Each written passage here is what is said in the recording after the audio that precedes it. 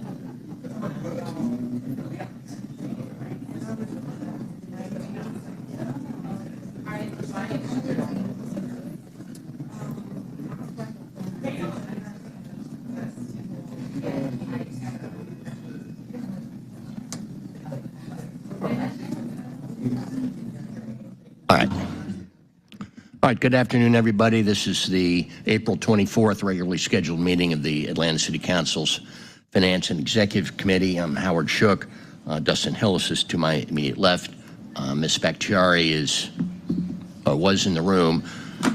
So we're awaiting a fourth, at which time we will, which would be now, as we're being joined by Ms. Collier Overstreet.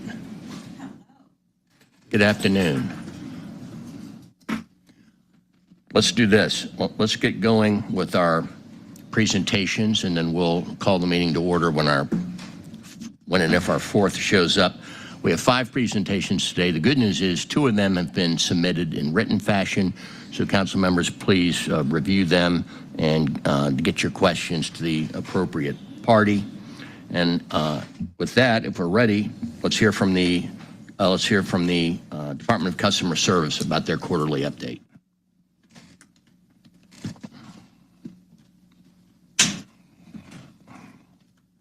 Good afternoon. Afternoon. Today I will be reporting on third quarter, which will span from January to March of 2024. Get this right. So next slide. Or do I have it? Okay, yeah. So this first slide is... I'll tell you what, before you get started, let's do this. Ms. Bakhtiari has joined us, and Mr. Byron Amos has joined us. Welcome to this committee. It's his initial meeting here. We've all been put on a fourth committee, which I know we're all very excited about. So I will move that we adopt the agenda with 2 walk-ins. All right, so second by Hillis. Let's open that vote.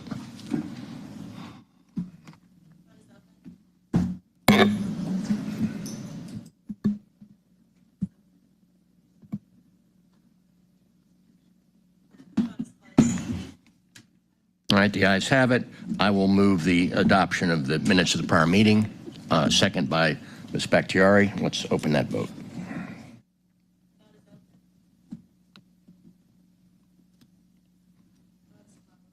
All right, minutes have been adopted. Do we have anyone signed up for public comment? The answer is no. All right, so, Ms. Good, sorry for the interruption. No problem. Well, good afternoon, everyone. This second slide here is just what the services are that we offer. So you all are familiar with this, but we are open Monday through Friday, 7 a.m. to 7 p.m. And we have multiple ways that we can be assessed for customer services. This next slide is some operational highlights. On the social media team side, we've seen 86% of respondents were satisfied with the overall experience using our services. We gained over 600 followers through engaging content, averaging over 200 new followers per month. And we've handled 1,043 messages and 821 cases via Twitter, Instagram, Nextdoor, SeeClickFix, Reddit, and Facebook. The social media content has reached over 18,000 impressions on follower accounts and non-follower accounts, which resulted in a 20% increase since the last time I spoke to you. Our customer service desk, which is in the atrium, we have started to count the impressions or interactions there. So the number of engagements at that desk in the atrium for January through March is 1,041. And this is where we're assisting customers that come up that have questions around service requests, or they may need directions in the building. But our goal there is to ensure that they get proper customer service. For our community affairs efforts, we've attended 83 NPU community meetings and events since January and counting. Our technology enhancements. So tomorrow we will launch our live agent transfer. So as you all know, we have a chat bot, but tomorrow if customers need additional assistance, we will have the ability to have live agents readily available to assist them. And so we're excited about that. Our mobile app enhancements for our current app, we have made multiple enhancements. Everything, Councilman Hillis, you wanted, we've added. So I hope you had an opportunity to look at it. And if not, please do so. So I'm very proud of the work that we've done with AIM, which has been a true partnership. So many thanks to CIO Sankey and his team. We've also working with AIM on our new CRM, which is slated to launch September 30th. And this will provide that closing the feedback loop that we've been discussing for some time. So September 30th is the official launch of our system, which will be a Microsoft Dynamics CRM. So yay. Call center. So what we're seeing, we're meeting our SLA. So our SLA is 80% of the calls answered in 60 seconds. So what we're seeing is our team is answering 85% of the calls within that time frame, and our abandonment rate is at 2.4%, so it's staying low. Also, we also done cross-training initiatives to provide additional support for all departments. So this has come up in past conversations. So each agent now is cross-trained. It has increased our productivity and enhanced the customer experience overall.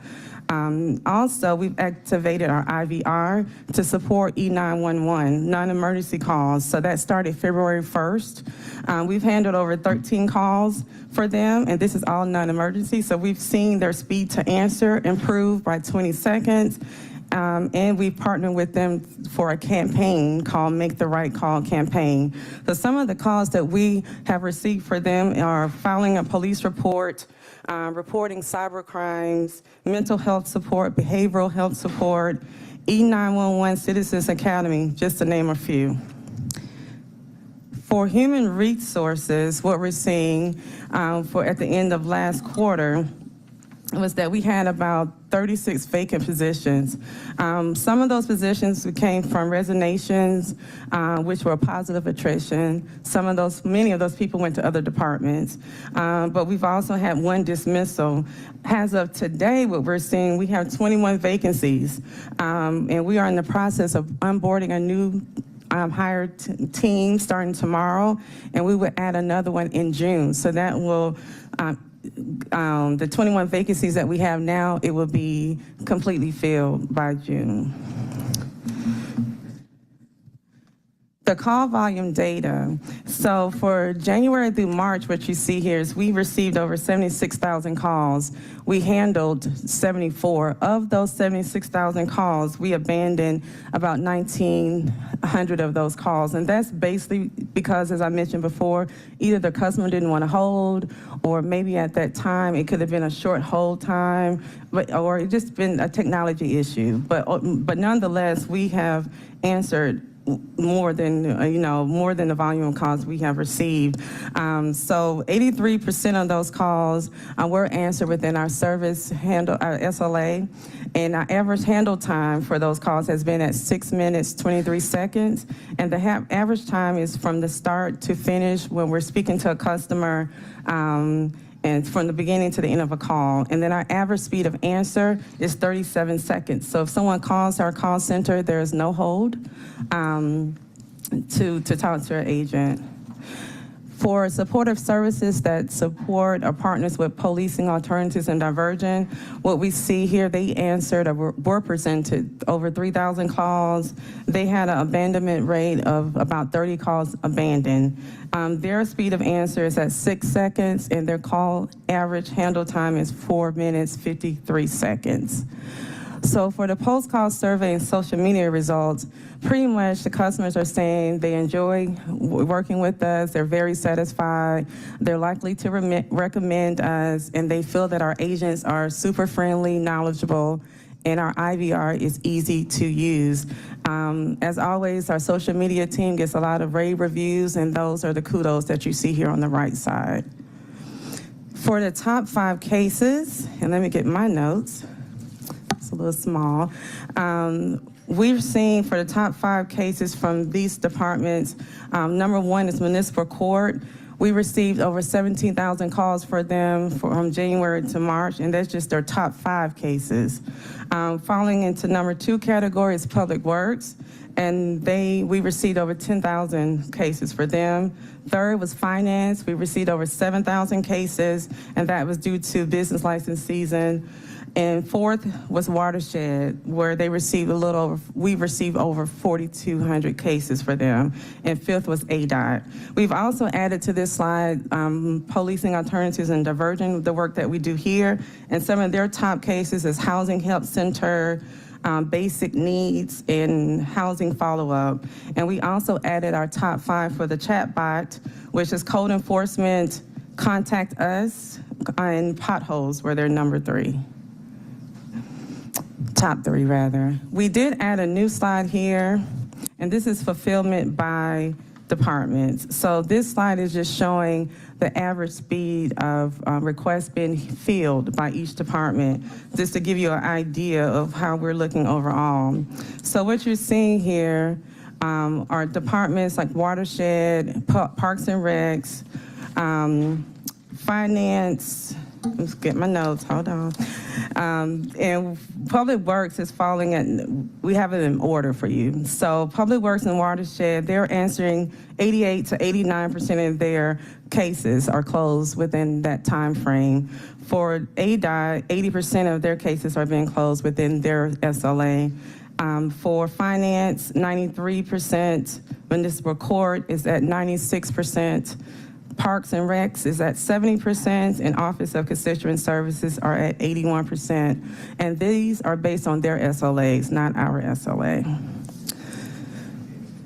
For back office stats, we've seen where Watershed, Public Works, and APD are our top 3, and these are services that are coming in from constituents for web, phone, chatbot, IVR, email. And the top 3 of those are email, web, and chatbot. The cases processed, here you'll see is number 1 is Department of Public Works for the back office team, which is about 67% of the overall volume. And following is ADOT. And that concludes our report. Any questions? All right, thank you. We've been joined by Jason Winston, and I neglected to mention that Council President Shipman had joined us at the outset. Thank you for your very tight and right report. Mr. Hillis. Thank you, Mr. Chair. Thank you, Commissioner Good. Just a few, and I did play around with the app. I noticed the upgrades and changes. Did have a few items just to bring your attention. You still, and this is important, especially I know from constituents that want to submit anonymous complaints, you still don't have an option in that app to do anonymous. It just asks individual or business. Yes. And you have to put in your name and email address, so we could look at that. Yeah, so the anonymous complaint concern, that is more of a technical issue, so we are working with the vendor and AIM to rectify that. And so, but in our new system, you will have the ability to submit anonymous complaints. Great. And then another one, which maybe the new system will fix. I was trying to put in some more details about where an issue was, describing it between one road and another, but the notes are limited to like 50 characters. So I couldn't put all the street information in. Okay, so that is another additional thing we will add to the new system. However, if you need additional information added, you can always send it to us via email or through the chat bot now, since it's live agent, and we'll make sure those notes are added. And then this is something I think you stated that might be addressed by the new system too, but I experience this both in the new app and when I submit, whether I submit it via email through the department or a call. When you get that email with your complaint number, you basically get no information other than that number, and I think maybe the department that it's with. Like, for example, if you send in a pothole complaint, it doesn't actually tell you it's even a pothole complaint, and it also doesn't give you the SLA. So when I send, for example, I send a lot of stuff to DOT directly to them, and they put it in the system, and then I get emails in my city email that, this complaint has been closed, and there's no way to track that. I can't tell which complaint. Yeah, you're correct. Yeah, you're correct with this current system. So currently when you get an email, it's just very high level because the system we have now is a universal system. So if we make a change to the email notification that goes out, it affects other parts of the system that departments use. So in the new system, it will have that overall customer feedback loop where you'll know where your case is in the process and when it closes. So it'll be way more detailed. And then lastly, maybe more of a training issue, but get a lot of emails, most recently from someone who had a number of issues on their street. Some were APD code enforcement, some were building code enforcement, and some were likely, DPW suite team enforcement. But I mean, we all use kind of code enforcement as a catch-all. I mean, every department has, almost every department has some form of enforcement and enforcing the city code. But when they stated in their email, when they called 311, they were simply told to call another number. And this was I believe they were trying to submit a building code enforcement complaint. But then when I looked up that number, that was the number to APD code enforcement, which I thought you all could enter those complaints now. So just maybe some training with the staff on kind of how to differentiate which quote unquote code enforcement complaints go to which departments. Yeah, that would be great. So in those instances, if your team can send that to me and we can do the research, that would be helpful because that could have been an agent error. Because we have onboarded some new teammates, and so, it could have just been some human error, but we'll definitely look into that. Thank you. I'll send that in. And speaking of your team, what is your current vacancy rate? Yeah, so right now we're at 21 vacancies we have, and we will fill those by June. So we have a new class coming in tomorrow, and then we have the final class coming in June. So those 21 vacancies will be filled.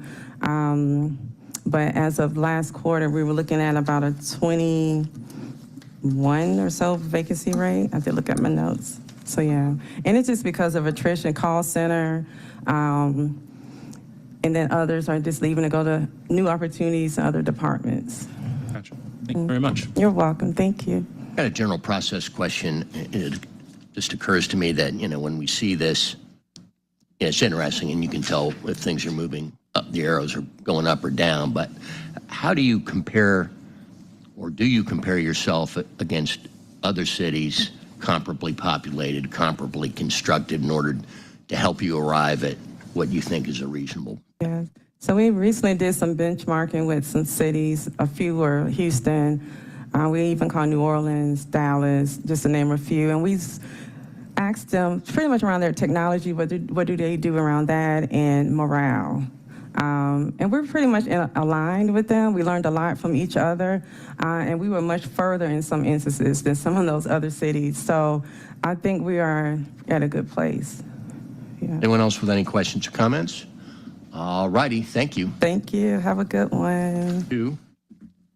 Next. Oh, and lastly, I have to give a shout out to my team. So ATL 301, thank you for all that you do. And also a big shout out to all the administrative professionals today.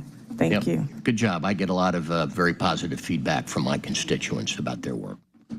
All right, Department of Finance, are you all ready? Yes. Good afternoon, everybody. Today we'll be going over the second quarter financial status report. This is from the period of July 1, 2023 until December 31st, 2023. So it's the first 6 months of the fiscal year. What you will also see is projections through the end of the fiscal year. The good thing about this report is we've baked in the actuals to date in our projected numbers. So the projected numbers are informed and influenced by, the to-date numbers that we've had when we were pulling the data from the system. Having said that, I'll turn it over to Deputy CFO, Dr. Wilson, to kick off the presentation, and she'll be followed by Chief Davis, as well as Chief Gabriel, to discuss revenues and expenses, and then we'll circle home with Chief Knight to talk about our debt and investment portfolios. Go ahead. Good afternoon. Tina Wilson, Deputy CFO. We'll be covering the second quarter, as CFO Bala said. Quickly on the agenda, we'll be going through the general fund summary, general fund revenue and expenses, as well as the enterprise fund, and finally, the debt and investment portfolio. So as mentioned, our second quarter financial status report covers the period of July through December 2023. We will provide a summary analysis of the city's performance budget to actual. We do put projections in our revenue and expense lines that you'll see in the next couple of slides. We also address any significant issues that are on the radar coming up, legislative items that we know about. And as CFO Bala mentioned as well, since we are well into April, we do have some actual information through March close that we do incorporate into and inform some of the projections that we make. So briefly on the summary of key points on the revenue side, we have seen significant outperformance of the budget in our four primary revenue streams, which are property tax, public utility, and alcohol beverage lost, as well as licenses and permits. We're seeing a continuation from first quarter as far as a positive local economic outlook that remains strong. As of the second quarter, our year-end projected revenue surplus is about $54.1 million. This is over in our operating revenue budget. Now, this does include a $17.3 million utilization of fund balance for the mid-year budget amendment that we did a few months ago. On the expense side, we have continued to see unprecedented public safety expenses, primarily surrounding additional resources for the public safety training facility. You'll see this primarily in personnel, overtime, extra help, and salary sworn. But we've also seen some overruns with HR and Public Works. Parks and Rec, essentially in personnel as well. HR primarily due to some pipeline positions during budget development last year. That's causing their overrun, and right-sizing some of the seasonal personnel in Parks and Rec around Camp Best Friends. So as the second quarter, our year-end projected expense overrun is about $27.8 million. After we net those two together, we're looking at a potential early estimated surplus of about $26.3 million. With that, I'll turn it over to Chief Davis to cover the revenues.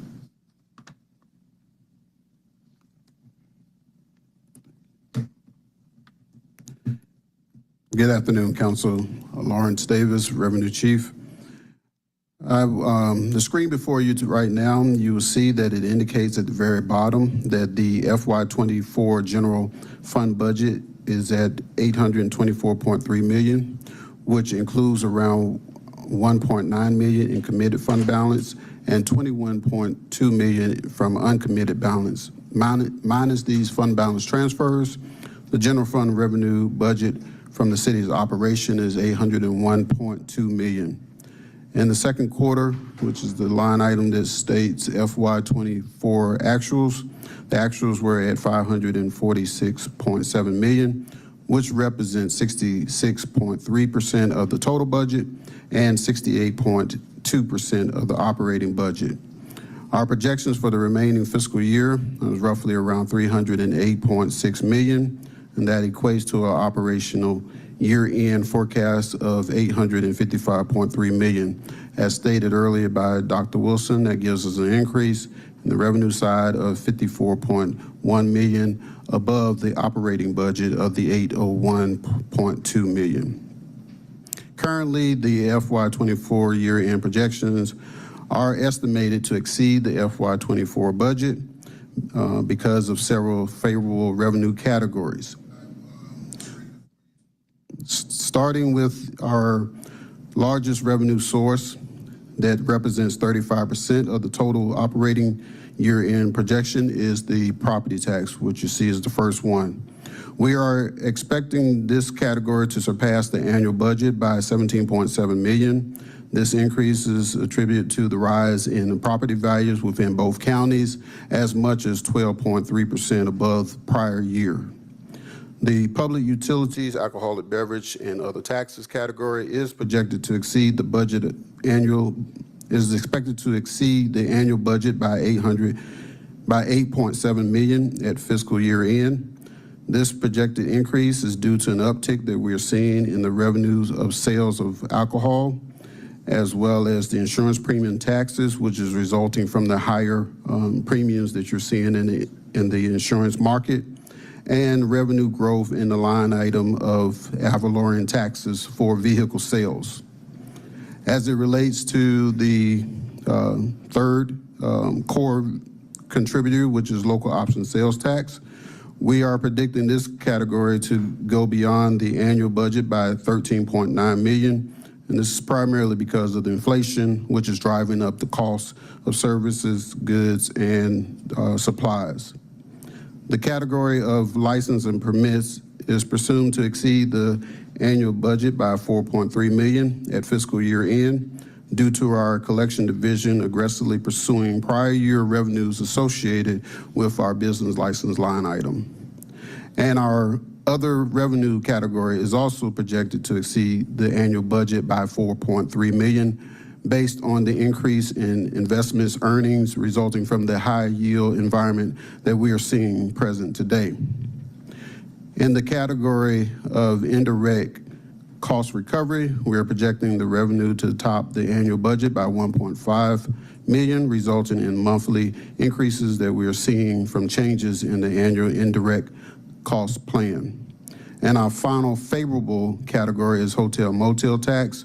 We are expecting this revenue category to go above the annual budget by 1.4 million due to an increase in the occupancy levels that we're seeing throughout the hospitality industry. Now, as it relates to unfavorable revenue categories, for the second quarter, we only have one to report, which is charge for services that you see on the chart that's in red. Currently, we are projecting this category to fall slightly below the budget amount by 31,000 at the end of the fiscal year. This decrease in revenue as a result of the film and entertainment industry. However, with the strike now over, we are anticipating a positive progress in this category around the fourth quarter.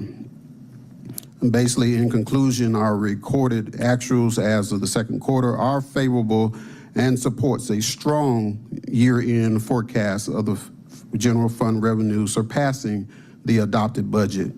As always, the Office of Revenue will continue to closely monitor our 11 categories for potential impacts from the changing economic conditions as we move towards analyzing the next quarter. I will yield now over to the Budget Chief Sean Gabriel for his report.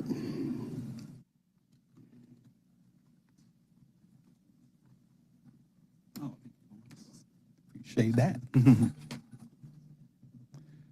Good afternoon, Council. Make sure I get my... Always a pleasure to be here. So we're going to look at expenses over the next two slides. The first slide we're looking at is by major category. As Dr. Wilson mentioned in her opening summary, we are expecting a year-end overrun on expenses of $27.8 million. The overrun is primarily within the personnel services and employee benefits category.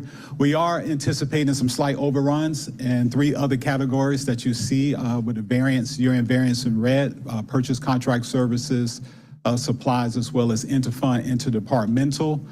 As always, when you take a look at our debt service and our other financing uses, we continue to combine those two because they reflect how we, record and account for our debt payments and how that's scheduled. And Councilman Amos, I just wanted to throw that out. I know this is something that we do every quarter when we combine those two in particular, but just wanted to make sure that you were aware of that as well. But when you net the two together, we are projected to end the year in a favorable position when it comes to our debt service payments and other finance uses category. I just want to turn your attention to the bottom of the table. Let's just take a look at some of our totals. So through the July through December, we have $450 million in expenses that are actual expenses through the second quarter. January through June, we are projecting a $401 million expense, which gets us to a $852 million year-end total projected expense budget, which in itself exceeds the adopted budget and our funded budget by the $27.8 million that Dr. Wilson had alluded to earlier. But more importantly, we just want to focus on what are some of those key cost drivers when we talk about the expense budget, especially at the major category level. And as you can see, our personnel services and employee benefits, they are expected to have a year-end overrun of about $30.1 million. Some of the key drivers we have highlighted: overtime, salary sworn, as well as extra help. From an overtime perspective, overtime is about 60% higher than the second quarter of the previous fiscal year. Overtime, we know, is being driven by a lot of service level requirements. We know that our public safety is definitely being attentive and proactive at a number of our facilities, but that is a key driver when we look at overtime. On the salary sworn side of the house, primarily that is driven by a lot of activity that has transpired within AFR, our Fire Services Department. And that is due to what has transpired earlier this year, which was a lot of tier adjustments, as well as some retro pay that has transpired across the department. So we are seeing an uptick in salary sworn, especially on the fire side.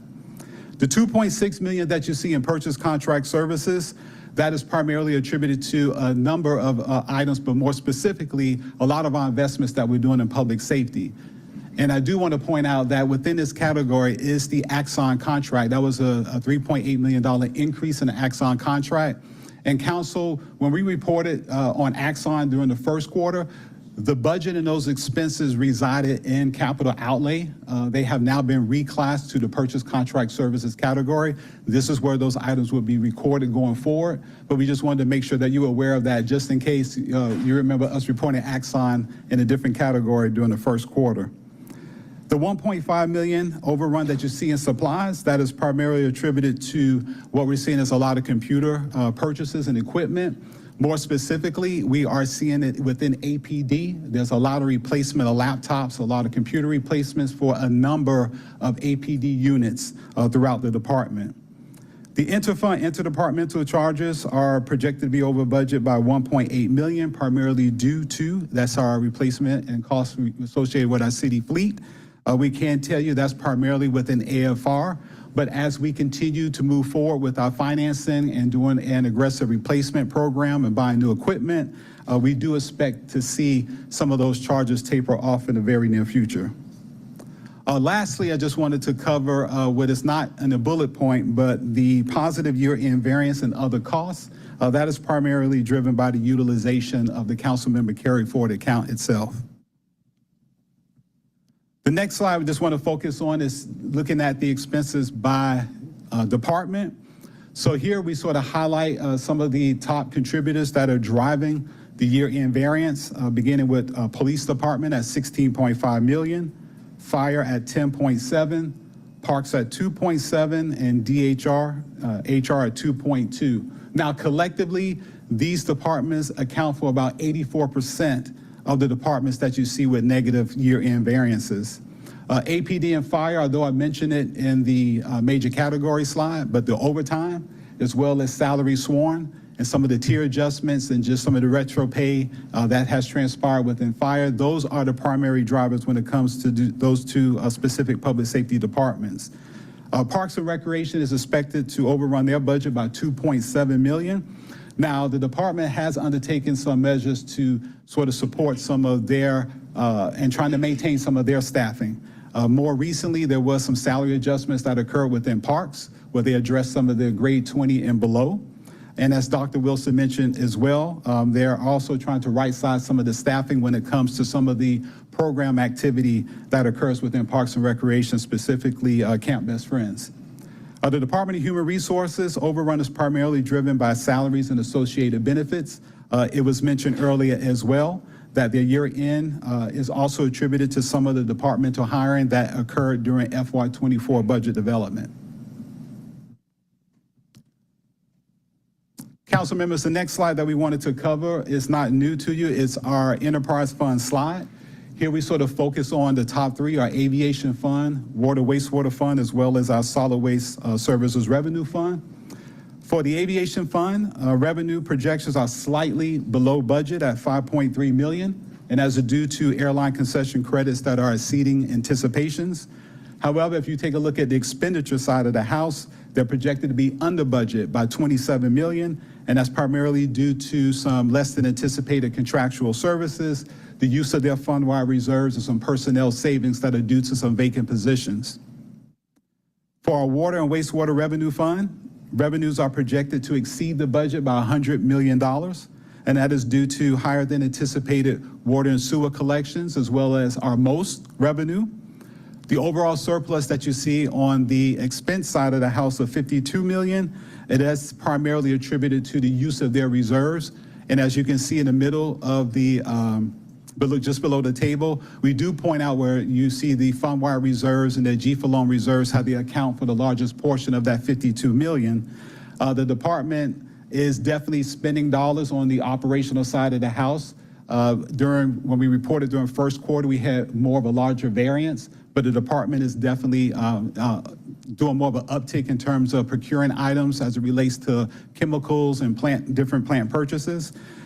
Solid waste services revenue fund, it is projected to exceed the budget on the revenue side by $2.8 million. But if you look at the expense side of the house, we are projecting a overrun of about $4.3 million. And what stands out specifically within the solid waste fund is personnel related salaries, as well as premium pay that the department is absorbing and some overtime costs. But what we do want to point out, Council, and I think we reported this during first quarter, we're looking at the solid waste fund and those billing services on the revenue side, but we're also paying attention to the general fund side of the house. The general fund budget is a $20 million allocation. The general fund budget right now is in good standing to end the fiscal year in a positive position. So as we're looking at the solid waste revenue as well as the expense, and we're seeing sort of a slight variance there, but we are taking into account how the general fund is performing. And at this point in time, we do feel that when you take a look at the operational side as well as the solid waste side, that the department will end the fiscal year in a favorable position. And at that time, council members, I would turn it over to Mr. Courtney Knight to talk about debt and investments.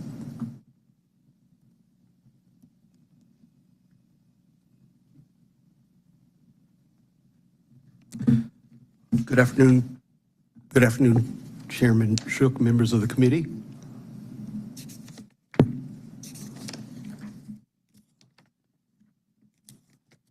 I'm Courtney Knight, Chief of Treasury, Debt and Investments. First, let's take a look at our debt portfolios. We have approximately $7.4 billion of debt.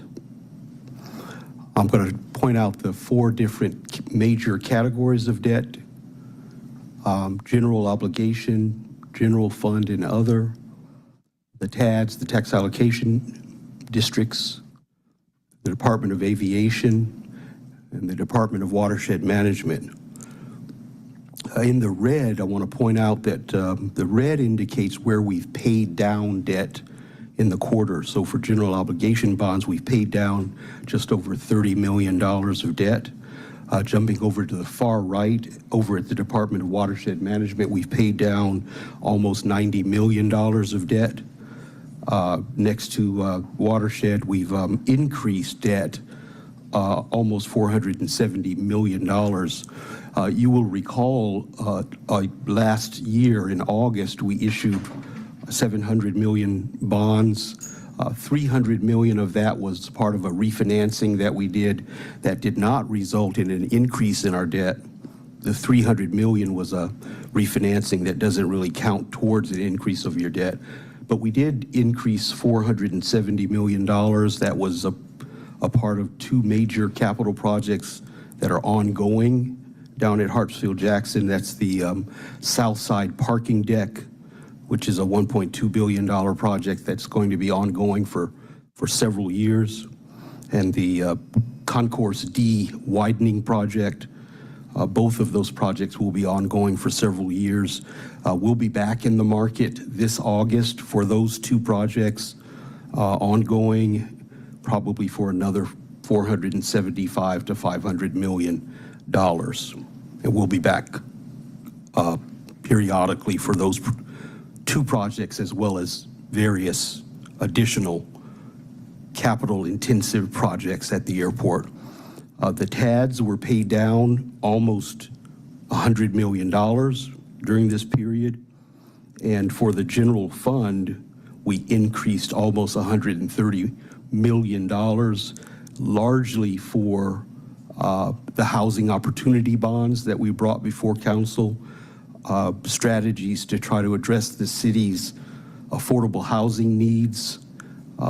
We are continuing to try to find creative ways to address the city's affordable housing needs, and we appreciate the council's support of the administration's affordable housing strategies. So those are the debt portfolio categories that we've been trying to address on an ongoing basis. Turning now to the city's investment portfolio, we have about $2.8 billion of short-term investments. That number goes up and down from time to time, depending upon how much revenue is coming into the city and how much cash is going out at any particular moment in time. Our primary objective is not the investment for return, but rather maintaining the safety of our citizens' cash. Our primary objective is safety, not investing for yield. Our secondary objective is liquidity, to make sure that we have cash on hand to meet the city's cash flow needs, simple needs like payroll and accounts payable. And third, and least priority, is yield. So if you jump over to the right bar on this page, we have been fortunate during this period to be able to ride the yield curve and earn almost 4.5% on our portfolio, but I beg your indulgence, because we're not always going to be fortunate in the markets to be able to earn a yield like that. If you look at the bar, a year ago we were earning 2.7%, and 2 years ago we were earning under 1%. When the Federal Reserve Bank determines that it's going to return to a lower yield curve environment, we'll be losing that 4.5%. So please don't hold it against us when we return to that lower yield curve environment. The portfolio is really dictated by state statutes in terms of what we can invest in. We maintain a very short duration investment strategy. The blue piece of this, the dark blue piece of this pie chart indicates that about 40% of our portfolio is invested in U.S. agency securities. They were paying a marginally higher yield than the other pieces of the pie, federal agency securities like Freddie Mac and Fannie Mae securities, about 40% of the portfolio. They are guaranteed by the full faith and credit of the U.S. government. About 30% of our portfolio is invested in Georgia Fund 1 by our colleagues across the street in the state treasury. That Georgia Fund 1 gives us 24-hour liquidity. We can go get our money in 24 hours. 15% of the portfolio is in other municipal bonds issued by states that we're permitted to invest in, and another 15% of the portfolio is vested in U.S. Treasury notes and bills, again, guaranteed by the full faith and credit of the United States of America. And on the last page, I just remind you of the city's very strong credit ratings. We are just half a notch below AAA. We're AA plus, AA1, very strong ratings across the board at Watershed, at the airport.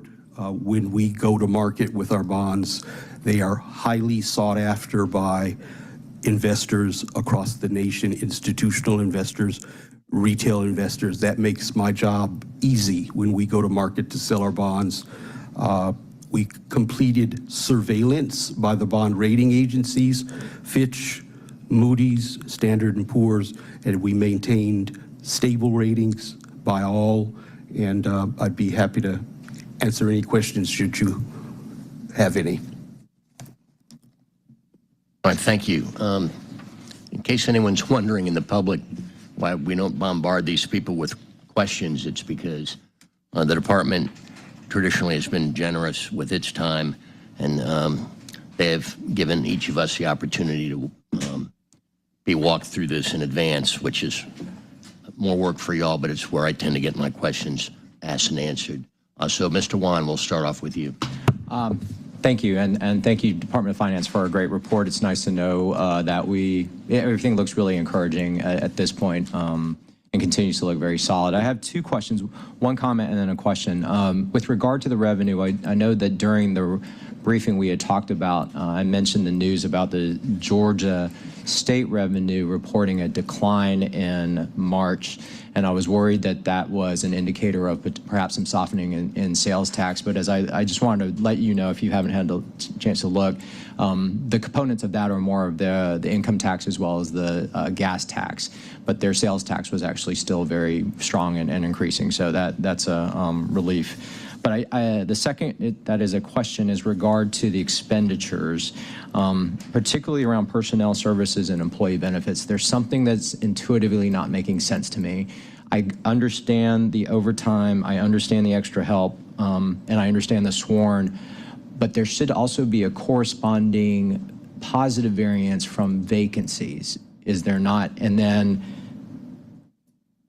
is that already offset in the numbers that you've shown us? Because if that is the case, that means the overtime number variance is actually higher than the numbers that you've posted. So help me reconcile that. So any salary savings due to vacancies is offset in the personnel line item that you do see. In our discussions with departments, they are very actively recruiting, trying to fill vacancies as aggressively as they possibly can with their partners in HR. I think they've been making a lot of progress with that. Unfortunately, it's kind of the collateral damage from that is run overtime. And we see that in a number of, particularly in public safety, we see that in a number of other departments just because they don't have the personnel to stand in the gap. So folks end up having. So I get that, right? So, but the negative variance you're showing is $30 million, and the three bullets that you've listed, increase in overtime, increase in extra help, and increase in sworn salaries, that equals $30 million. So if you're telling me there actually is still there was some positive variance in terms of salaries, that means the actual overage is $30 million plus whatever that overage is. And I'm curious as to what that savings is, because if we add that in, that gives us really what the overrun is, right? That is the stress and strain that we're putting on the system with the existing employees that are here. So do you have that number? We can get you the number by department of what the savings is due to vacancies. I will just add this, and I get your point. I'll just add this because there tends to be less funding for vacant positions, so you might not get as much. You might not get as high of a number as you might be expecting, okay, because there's not a ton of vacancies that get funded during the budget process. Now, you'll get some attrition savings, which we try to factor into our assumptions as well.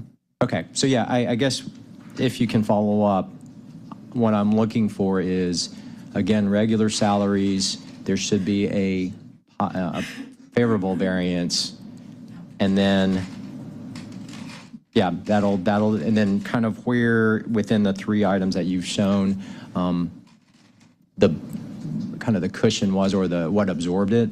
If it was, overtime was actually 16 million, but 4 million was deducted because of vacant positions that weren't filled, then that would be helpful. So Mr. Chair, that concludes my questions. Thank you. All right, the CFO wants to chime in. Councilmember Wan, thank you for the question. I wanted to, I think, double click a little bit on what Dr. Wilson was saying with regards to the vacancies and some of the reports that you get in committees from different departments and highlighting the vacancy numbers. probably good to consider of those vacancies, how much were funded versus unfunded. And on top of that, in the regular salaries item, any type of considerations that were made during the year. For example, if they brought in somebody at above a minimum, or some additional compensation measures were made throughout the year in addition to what was funded or projected in the budget, that eats up some of that salary cushion as well too. So when we go through the exercise, we'll walk in a little bit more granularity with regards to what happened to the personnel assumptions and what played out during the year, and then layer in the components for extra help over time, as well as the salary increases. Yeah, sure. I get that, and I'll appreciate that level of detail. I think the point I'm just trying to drive home is that I think our overtime numbers are actually higher than what you're presenting because of that reason.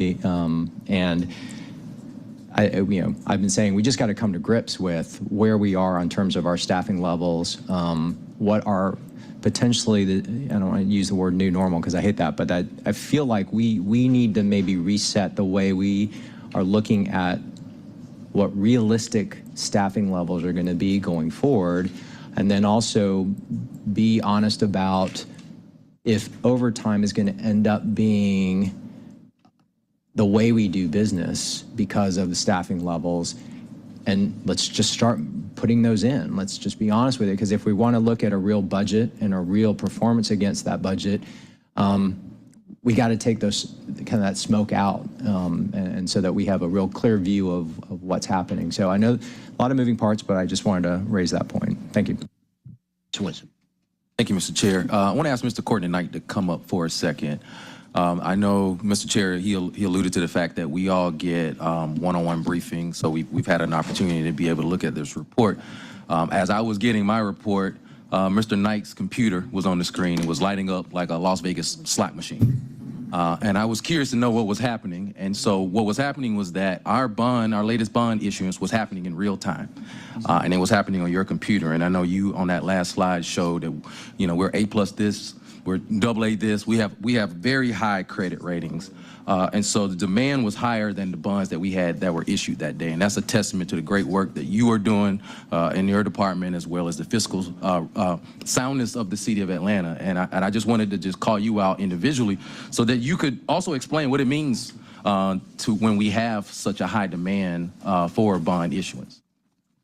Yeah, so when we go to market with a bond issue, and let's say we have 25 million bonds to sell, which we did this past week. We have a team of professionals inside the city, inside the Department of Finance, and people that we engage outside the city that help us sell those bonds. And we go to market in the morning to take orders for those bonds. And we're offering those bonds to sell to individuals and to institutions, banks, insurance companies, corporations. We got 25 million bonds to sell. On a bad day, we only get orders for 20 million bonds. On a good day, we get orders for 40 million bonds. So just like anytime you're selling something, if you get demand for more than what you have to sell, what do? You raise the price. And in the bond market, when you raise the price, that means the interest rate is lower. And when the interest rate is lower, we save money. The interest rate is lower, the borrowing cost is lower, and so the taxpayers of the city of Atlanta save money. So on that bond deal that we sold last week, at the end of the day, your constituents, our colleagues, the taxpayers, they got to save money. Thank you. I just wanted you to be able to state that because I think, a lot of people don't hear the sausage making that goes on behind the scenes in your department and see what it means when we do issue bonds and the great work that you all are doing to make sure that our constituents are saving money. And so just thank you for your hard work and just wanted to make sure that we heard it from you. So thank you. Thank you, Mr. Chair. Amen. Ms. Overstreet. Thank you, Chair Shook.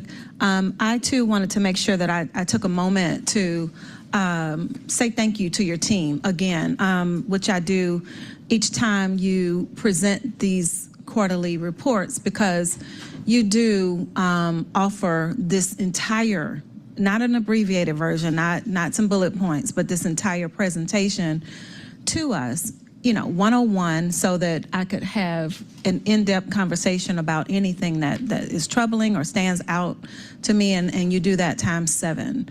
And it's the whole team that joins, so that everyone is presenting their portion. It's not one person getting it done quickly. And so I thank you for that, because I know that juggling schedules is not easy for you, and you all are so flexible about it, and thank you for that. I also want to chime in on what Councilmember Juan was saying. I'm hopeful, as I read through and I heard, the presentations, I'm hopeful that this budget season, that's what it looks like. It looks like us right-sizing.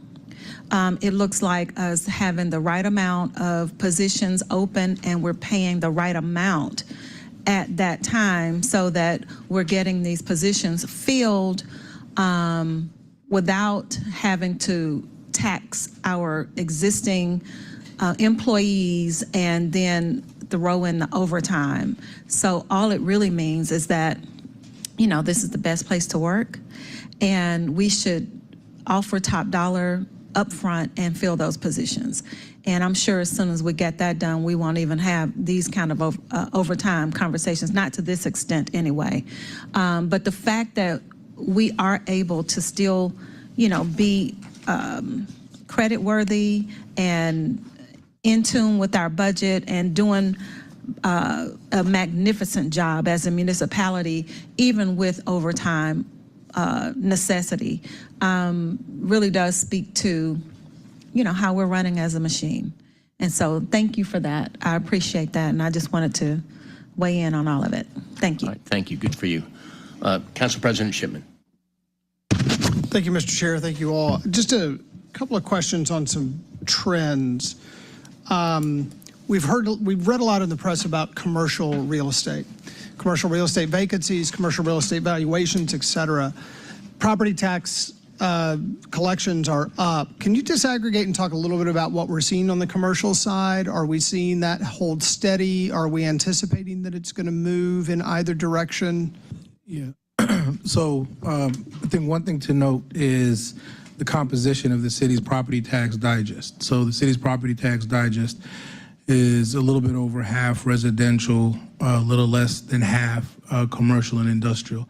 Within the commercial category, about 10% or so of the overall digest. So about 20% of the digest is in office retail.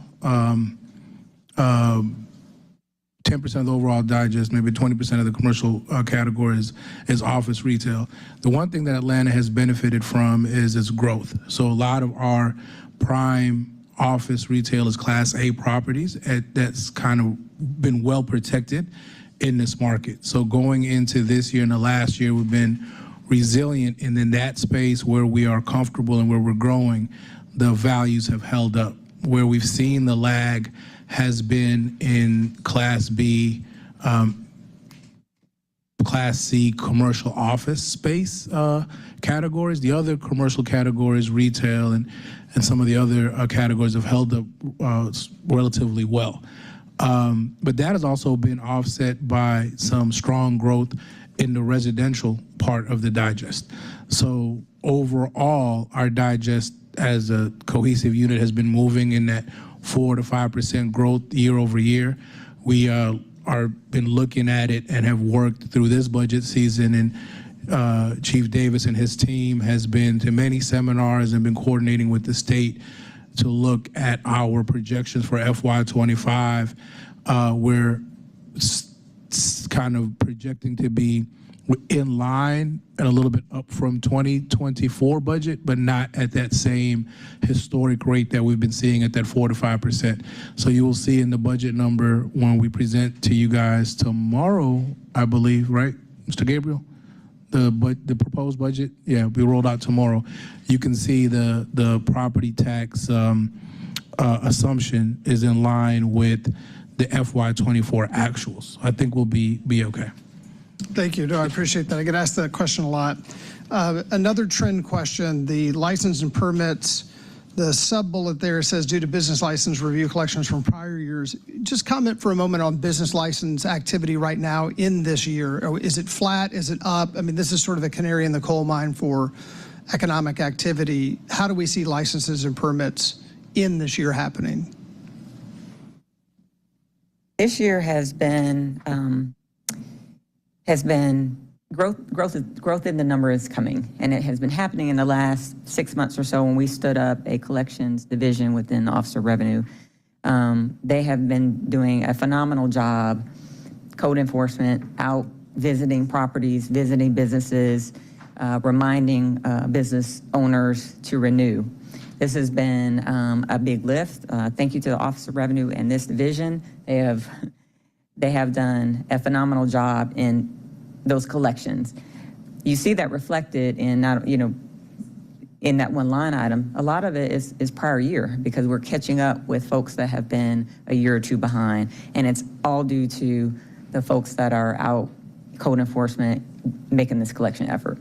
So just if we think about new licenses and renewals just in this year, not the collections of the past, do we see growth happening? Do we see underlying economic growth in those licenses, or are they kind of the same? I would say, yes, we have been seeing growth twofold. So one of the things about the strong enforcement and collections is not only past due, but it's a change of behavior, right, that we're starting to see more accountability of. If you recall, there was a audit that was done by the city auditor's office and Amanda Noble's team with regards to the business license and activities. And some of the audit recommendations that came from that was how the city itself is in line with its charter and the way that we administer business license and tax license collections, the types of reports that we ask for and the underlying information.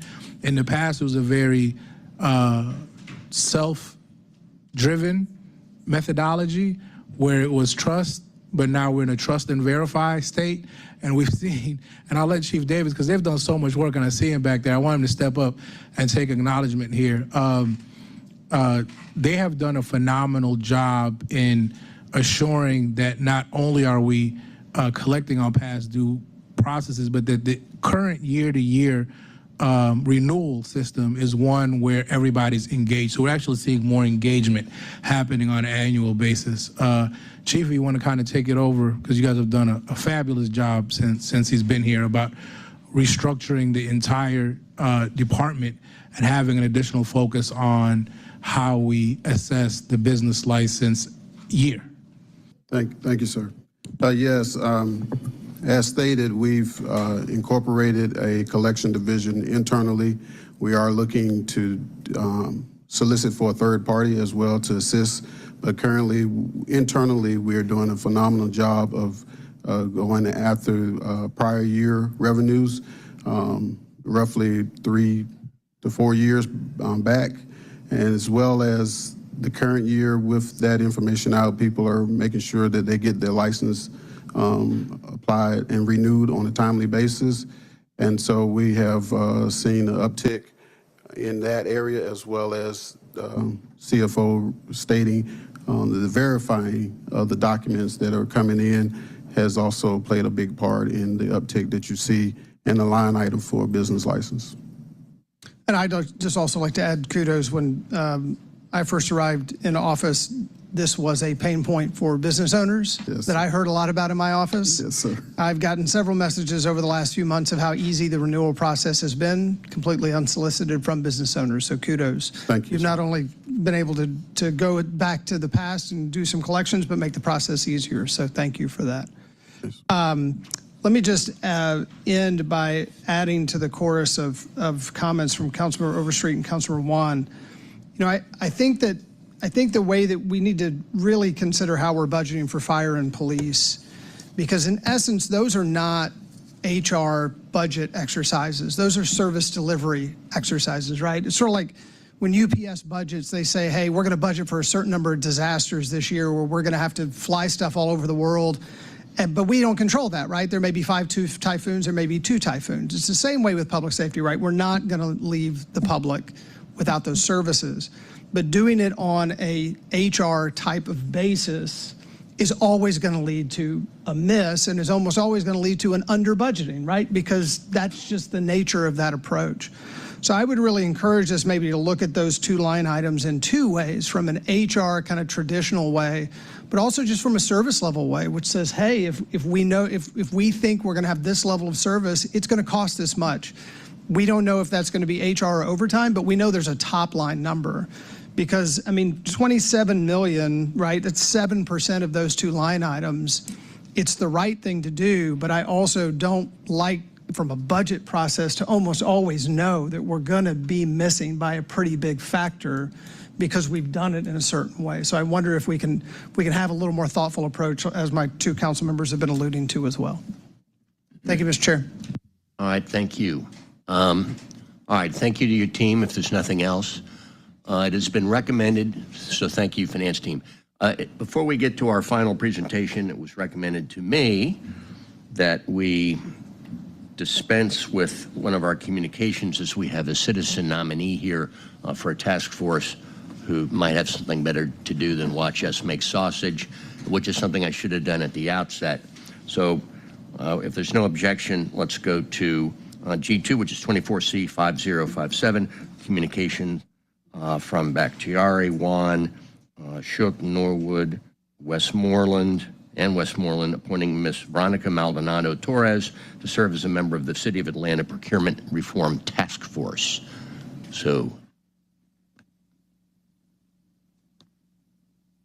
good afternoon. Good afternoon. Thanks for being here. If you could please just tell us a little bit about yourself and your interest in serving on this important task force. Sure. Thank you so much for the opportunity to be here and to be considered for this very important task force. My name is Veronica Maldonado Torres. I currently serve as the president and CEO of the Georgia Hispanic Chamber of Commerce. And, you know, our focus is to help grow small businesses and work with supplier diversity, supplier inclusion to ensure a strong supply chain for our companies here in the state of Georgia.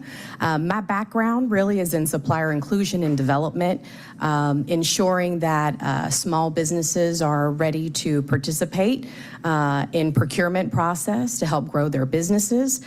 Formerly led 8 years ago with, for 8 years, the Georgia Mentor Protege Connection in partnership with the Georgia Department of Economic Development, the Georgia Minority Supplier Development Council, and the Georgia Tech Enterprise Innovation Institute, helping to scale over 135 businesses that were $1 million to $30 million in annual revenue.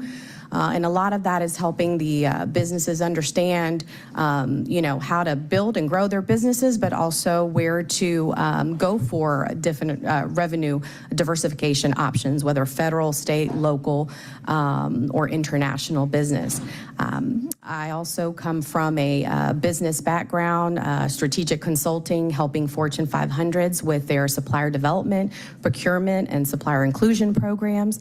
So outreach to the community, to businesses, to help them navigate and understand the opportunities that exist on a local level. This has pretty much been my body of work for the last 18 years.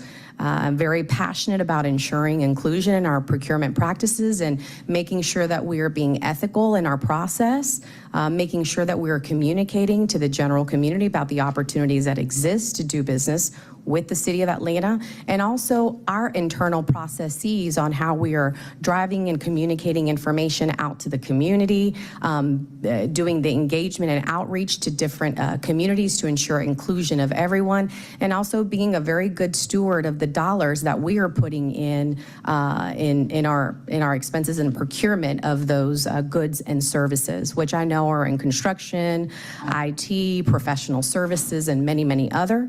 I was also a part of the task force initially with the new administration coming in to take a look at how we could strengthen procurement.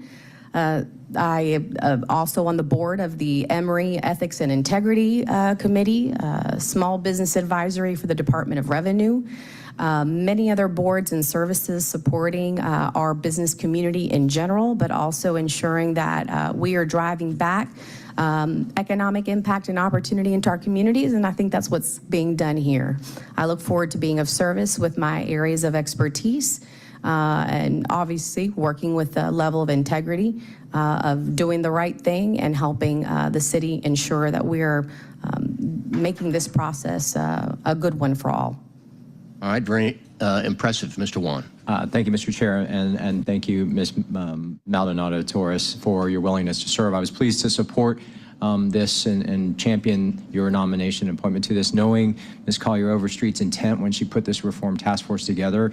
You articulated exactly what I was going to underscore. You bring an important voice in terms of access, diversity, and refinement to the great work that our CPO, our Chief Procurement Officer, has done.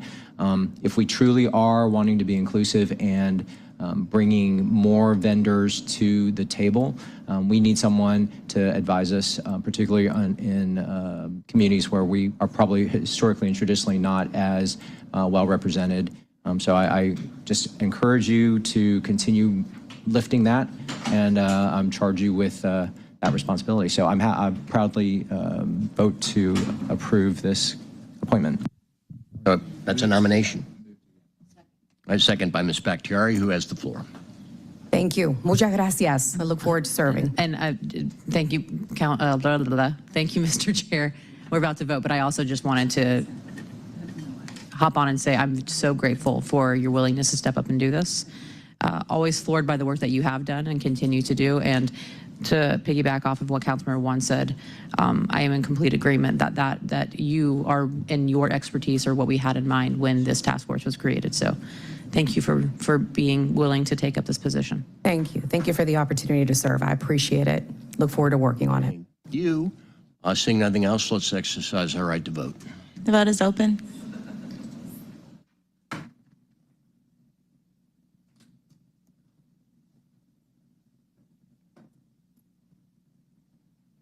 Vote is closed. All right, the ayes have it, so ordered. Thank you.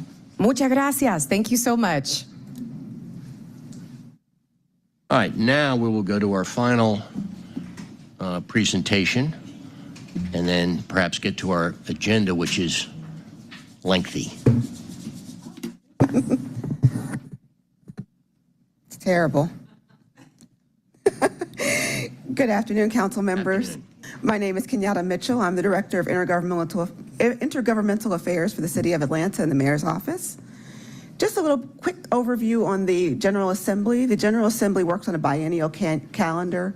Biennial is a really fancy word to say 2 year. So every 2 years, it started in 2023, ends in 2024. In that time period, we had over 2,000 bills introduced, of which 725 passed.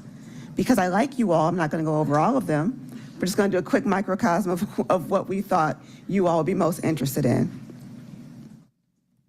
Well, successes. The first is, obviously, we're able to keep Hartsfield-Jackson International Airport. It was crazy that anybody would want to take something from someone else, but here we are. The second is we were able to stop unprovoked annexations, namely the one that we all are familiar with. These are things we kept our eye on all year, but the governor and General Assembly have expressed that they never want to go back again through that process, and neither do we, so we're in agreement. The next item I wanted to talk about was mental health. We had a really strong mental health session this year. In addition to what's written on the slide, we had really a bipartisan coalition of legislators, advocates, and families who requested new funding that they did receive and policies for mental health. In addition to those three, I want to highlight two of them. House Bill 1339, which is not on there, establishes a comprehensive health coverage commission. That is a really fancy way for them to say that they're going to explore Medicaid expansion. As you know, there's only a handful of states that have not expanded health care to their population. The state of Georgia is leaving roughly $2 billion a year with the federal government that our taxpayers are paying for, but it's not coming back to the state because we have not expanded health care coverage. This commission is going to talk about health care coverage gaps you can't talk about health care coverage gaps without the expansion. So hopefully they'll make the right decision and go ahead and expand for our citizens. The next item is House Bill 1334. When I presented this to Chief Shearbaum, he wrote it down in a notebook. Why 1344 is so important is right now, if you are a counselor or a marriage counselor or a therapist or a social worker out of state and you are not licensed in Georgia, you have to go through all over again the 2-year experiential work to be licensed in the state of Georgia. This bill eliminates that need so that if you are qualified to work in another state, you are qualified to work here without going through that same red tape process. This is going to be very helpful with our corresponding units. This is going to be very helpful with our APS students and for all mental health providers across the state. House Bill 404 is something that we worked on for many years, and I'll tell you what's appalling about the world that we lived in before this legislation was passed. You did not in Georgia have to rent a property that was habitable for human use.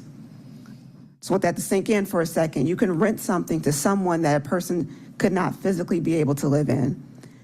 As of yesterday, the governor signed this into law, so that has changed in the state of Georgia for now. This also gives tenants a 3-day window to pay back past due rent before they're evicted, which will help with our eviction courts and help with individuals who need extra time. It will also limit security deposits to 2 months' rent. 2 months' rent is very, very high. But we've never had a limit before. So people are charging up to 6 months rent for people to inhabit a property. So thankfully, we were able to get this passed. There's a lot of, last year there was a lot of vitriol against our unsheltered populations. We worked actively to ensure that this was not going to be a problem this year. We showed them the melody. We had conversations about homelessness and homeless ID cards. We weren't able to get a true homeless ID card across the finish line. I see you smiling at me. But we were able to get 2 pieces that get us on the way. Right now, you're able to provide, I don't know what happened to my screen. Right now, minors in legal custody who are under DFACS, once this bill is signed, and I think it's going to be signed tomorrow, they will not have to have signatures from their parent or legal guardian to obtain ID. So why is this important? It is important because many times the people who are the reason why they're in DFACS in the first place would have to verify that they were who they were and give them the opportunity for identification. So in some cases, you had abusers withholding their signature to continue that abuse. This allows those people not to have to go through that process anymore, that the DFACS social worker or coordinator can say, yes, this person's a U.S. citizen, and they can go on and receive the benefits as a U.S. citizen. Small step, but very important step that I wanted to point out. The next, House Bill 1410 is a state homeless trust fund, or what we like to call the Homeless Act. It will establish a state commission that will oversee a new fund that local organizations can tap into to help their homeless. This is a statewide fund, so obviously not Atlanta specific, but will enable us to have resources be more evenly spread across the state so that people are not forced to go into metropolitan areas to get those services. Again, not exactly what we wanted, but we're walking towards it. CPACE, this is something we've had in Atlanta for a long time. This brings it across the state. Eloisa at Invest Atlanta was a big advocate of this bill, and she was very helpful in getting us to get this passed across the General Assembly. Really quick story, this bill failed overwhelmingly when it first came up, and it failed because there was miscommunication, there was bad information. A bunch of us advocates and government affairs professionals unleashed ourselves upon the General Assembly, and it passed over 70% the very next day. Getting a bill reintroduced after it fails is extremely difficult. We were able to do it, and this one was able to pass. Other bills of interest. I know from conversations with many of you all privately, drag racing is a big issue. We were able to increase the penalties for drag racing, as well as creating an offense for knowingly attending and facilitating illegal drag races. What would happen is people would suddenly get amnesia as to how they got there and why they knew this event was going to happen. Now we have a little bit of teeth against that. The second is harsh sanctions. This is something we weren't as excited about, but there were two very bad immigration bills.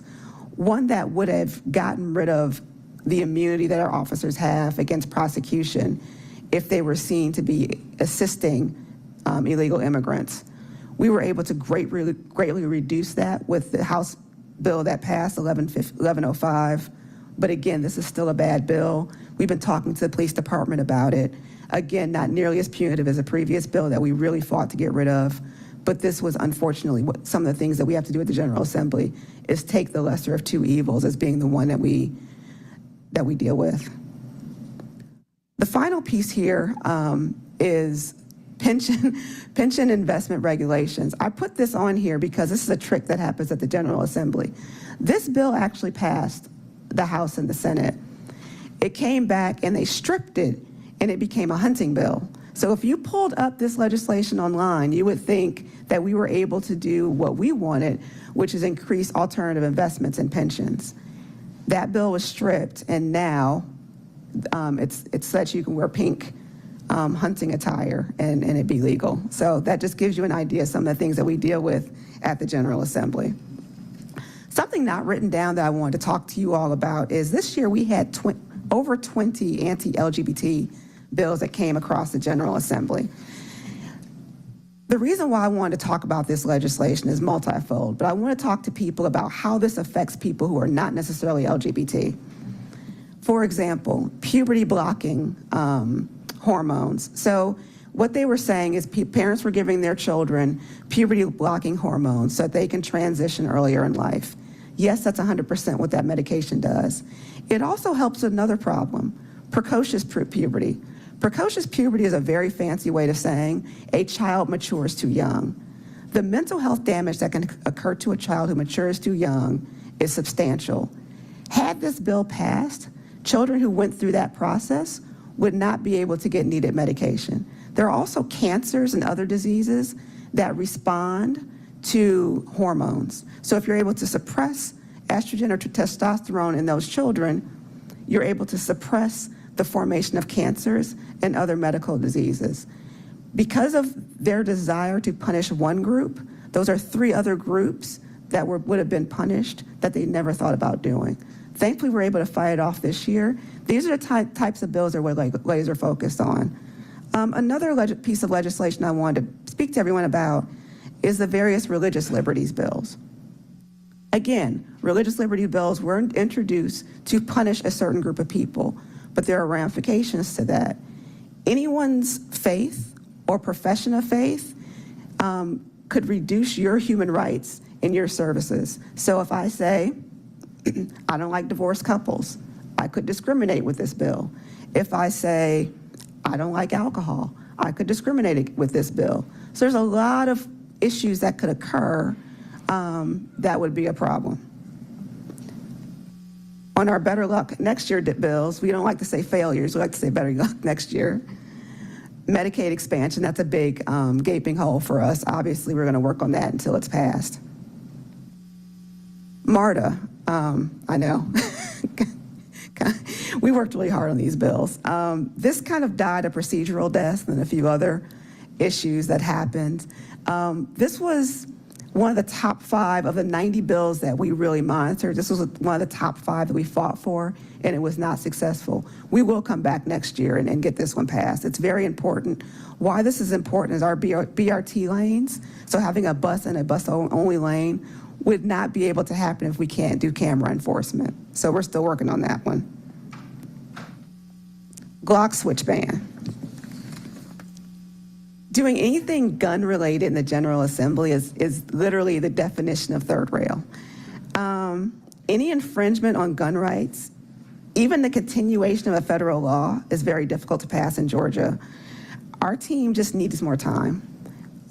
We are going to have conversations with Second Amendment folks and other people who we know would fight this legislation. We would rather work it behind the scenes for 2 years and get something across the finish line than fail and that failure be cemented. So again, we have not forgotten about passing this bill, but we are going to reconsider this next year. Now finally, In the past 20 months, We are the city we have been that refuses to be diverted ensure that from the positive creation of path City of Buckhead City and that yes, stretches that clearly remains before Buckhead us. City. We made sure that Atlanta has had 5 African-American mayors, starting with Maynard Jackson. something we haven't talked about. Maynard a lot, served. impacts vaccines. My office. And it requires of us to make unusual to ensure that we sacrifices. Impacts vaccinations so our population is safe. We negotiated and secured the trailers for the Melody. We negotiated with 2 Peachtree so that Atlanta can reduce its affordable housing challenges.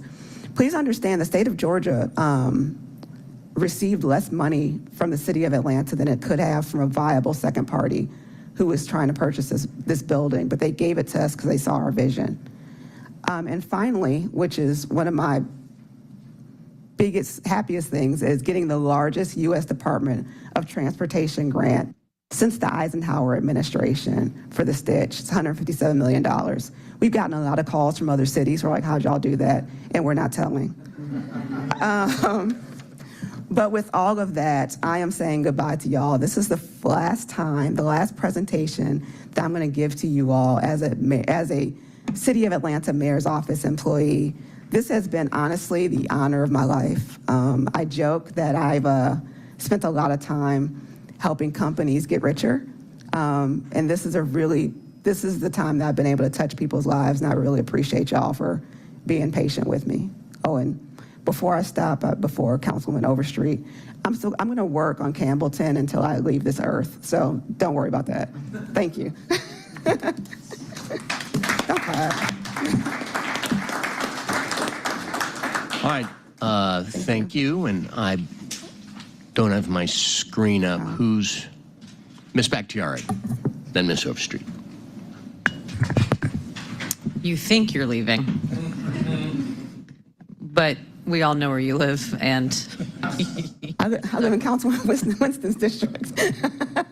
I know you like to rub that in my face every chance you get, but that still doesn't take away from the fact that we all know where you live. But you've been a friend and a mentor to me for a very long time. Thank you. The work you've done here has been exceptional, and as I've said previously, the work you do, your ability to do it while not looking like you're on death's doorstep, like so many of us often do, mainly me.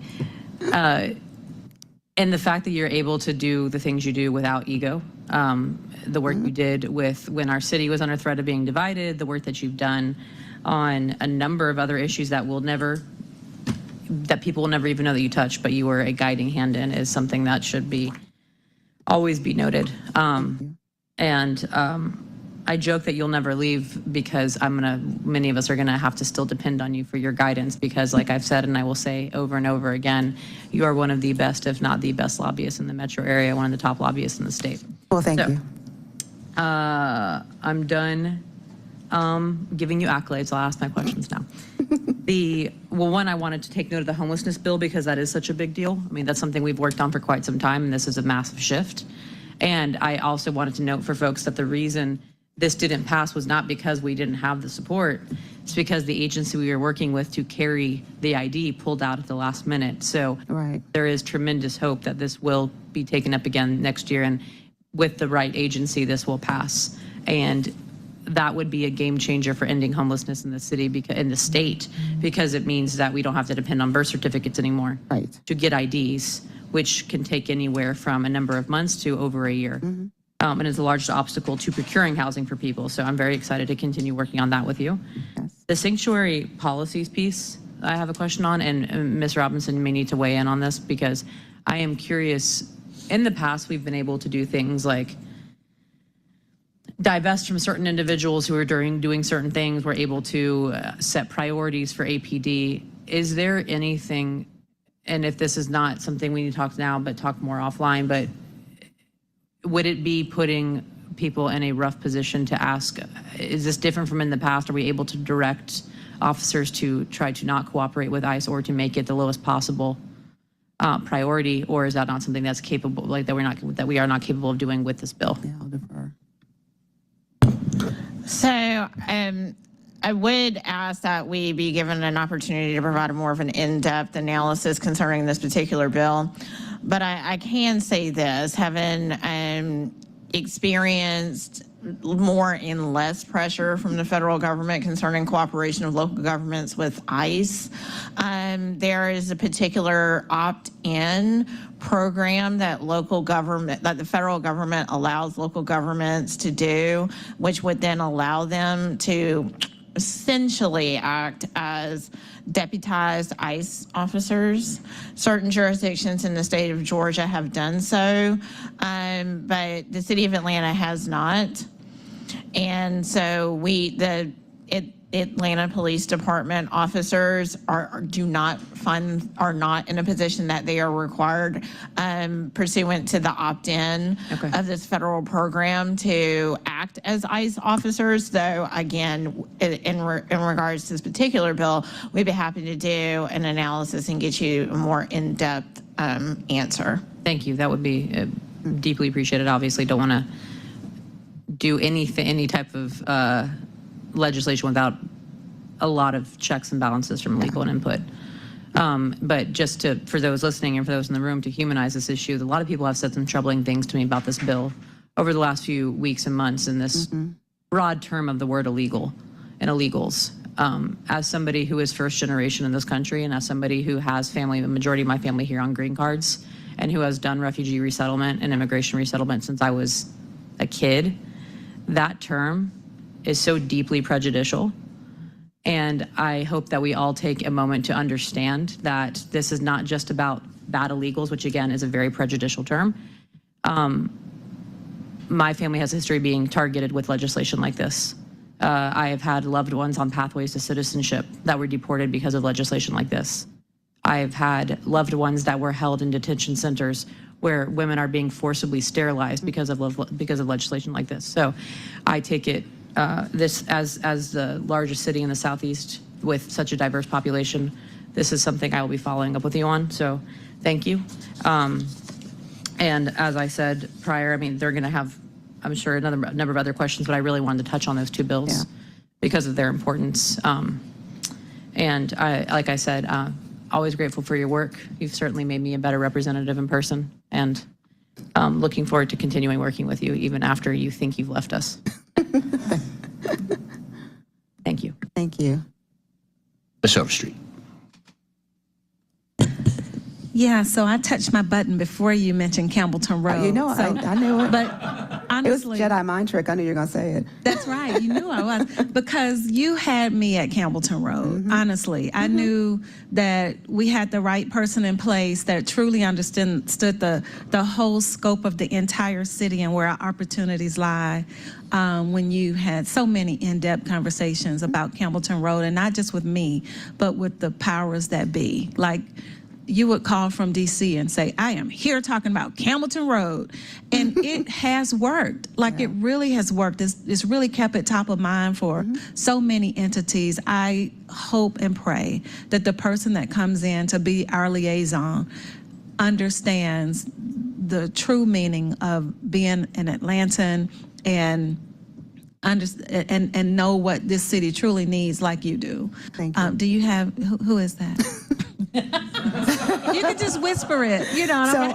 I don't know, but I will tell you that in all my conversations, whether it be the White House one down, anything transportation related is Campbellton Road.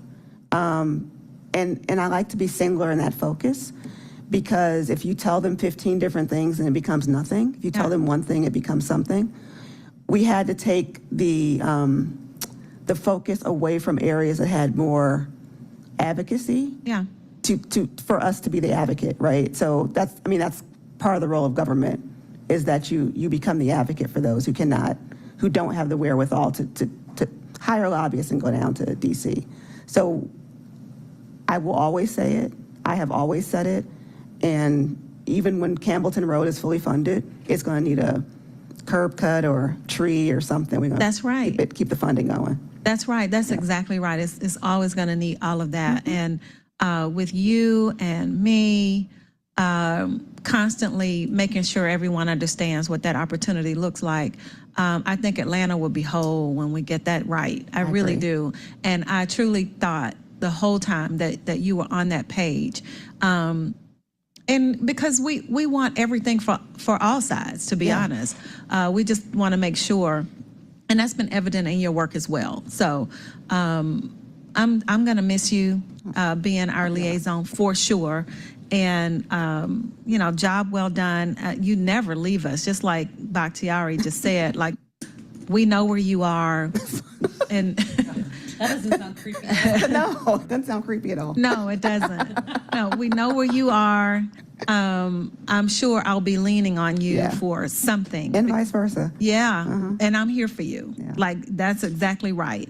It's two-way and it's evergreen. So thank you so much. And just so you know, the entire office, the mayor's suite, we are all laser focused on ensuring that we have equitable development across the city. So this is something that we are all charged with doing, and we all do. Thank you. All right, I'll be quick. I mean, just thank you, thank you, thank you, thank you. The way you know you are exemplary is the fact that we knew we didn't have to worry because you were over there fighting for us. Yeah, I appreciate it. That'll be tough to replace, so thank you. Thank you, thank you, thank you. Council President Shipman.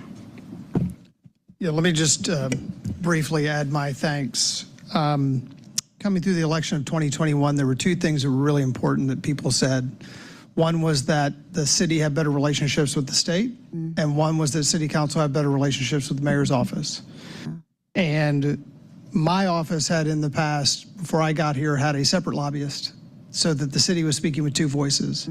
But when you were the one who was chosen, I think that the trust was immediately apparent, and there was no need that we could speak with one voice. So I want to thank you for what you have done to represent council and council's needs and being responsive to council members and bringing council members over to the Capitol. Those are not necessarily the norms before this council and this administration, but they're the norms now.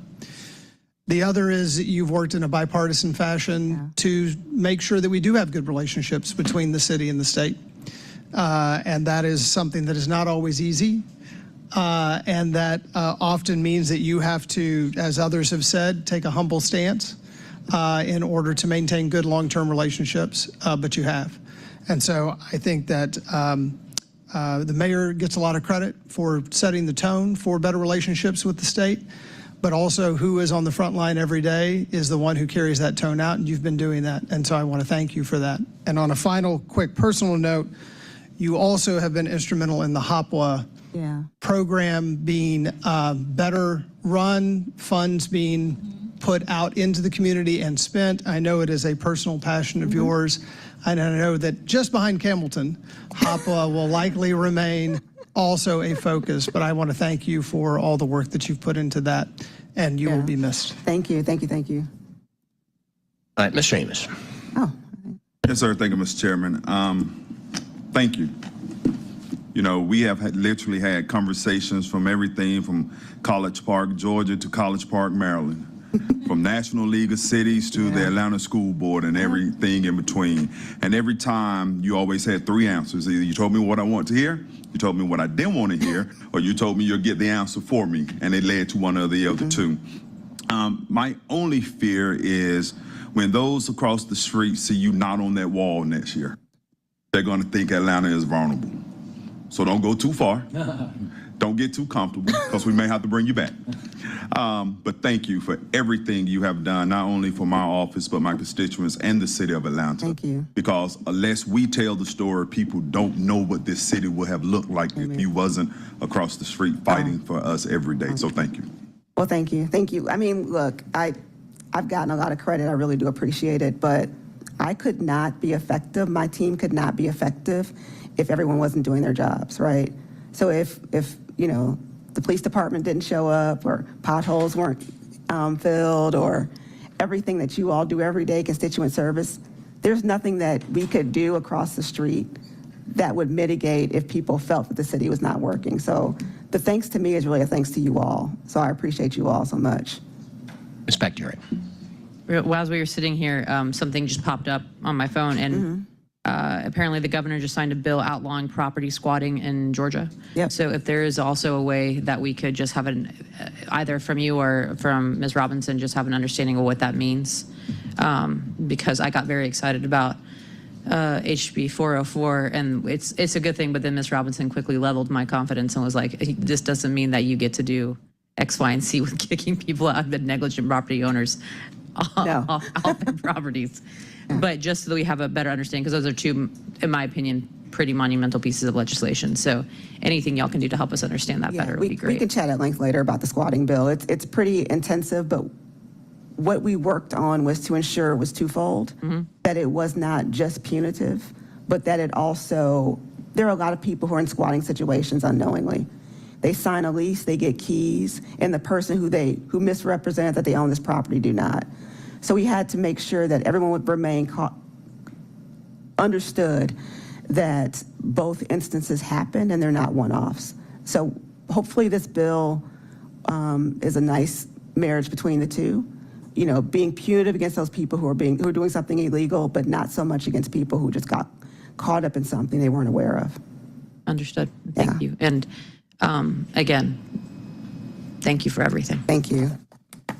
I'm gonna go before I cry. Let me commend you for two things that haven't been mentioned here that I think are super important. One is your willingness to remind us of the dangers of gratuitously poking the bear, which is a real hard lesson sometimes. It's a hard lesson to make it all the way over here, but it can cause a lot of destruction. So thank you for that. Also, thank you for the work that you do that we don't see, which is on the defensive side of the ball, which takes place out of the public eye, and which I know are often your hardest, toughest fights. So I want to make sure you're adequately thanked for that. No, and look, and vice versa, right? I mean, some of your names were mentioned on floor debates, on rationales, and I'm looking at you, Councilman Hillis. You were actually mentioned by name as one of the good shining stars of the city of Atlanta. And the fact that state representatives, one, know who you are, and two, can speak favorably of you is meaningful. So, I mean, trust me, y'all really help this entire city when you all have relationships with individual legislators. I hear all the time, almost like you're my children, how much they like you all, and they tell me how you did a good job or things. It's really kind of funny how adorable they are when they meet a city council member and tell me how much they like them. All right, well, that concludes the Summer of Love tour. Yeah, seriously, thank you. Portion of the agenda. Thank you.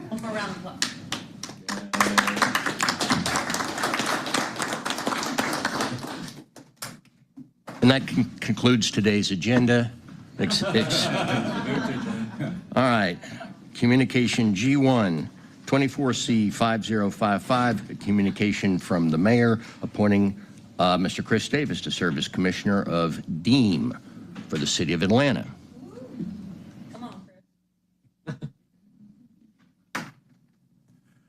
Good afternoon, Council Chair, members of the council. Thanks, Chris Davis, Commissioner of DEEM, Department of Enterprise Asset Management, and here for any questions that you may have. I do have one. Oh, Ms. Overstreet, please go ahead. But you definitely want this position. We just want to be clear. Well, yes, I do. It's early yet. Oh, good. I'm glad to have you, honestly, step up into this position because, we're a hard bunch. We really are. So, and you're really good at what you do. I'm thankful that you're ready to serve in this capacity. Thank you. I'll move approval. Second by Mr. Winston. Before we take the vote, I do have a question. Does DEEM service all city-owned properties, buildings, or are there carve-outs? There are carve-outs. So there's a portion that we do own and that we manage and that we serve. There's a portion, of course, that belongs to the enterprise funds. There's some that belongs to DPR. And so, but we do manage a good portion of them. Ms. Spectari, did you have a? Nah. Okay, so we have a motion and a second. If there's nothing else, let's put him to work. Vote is open.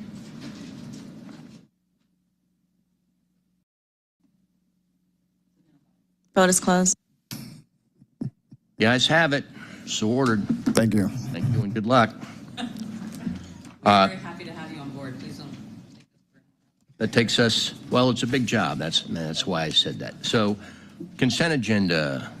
Ms. Kempson-Wright, can you do the honors?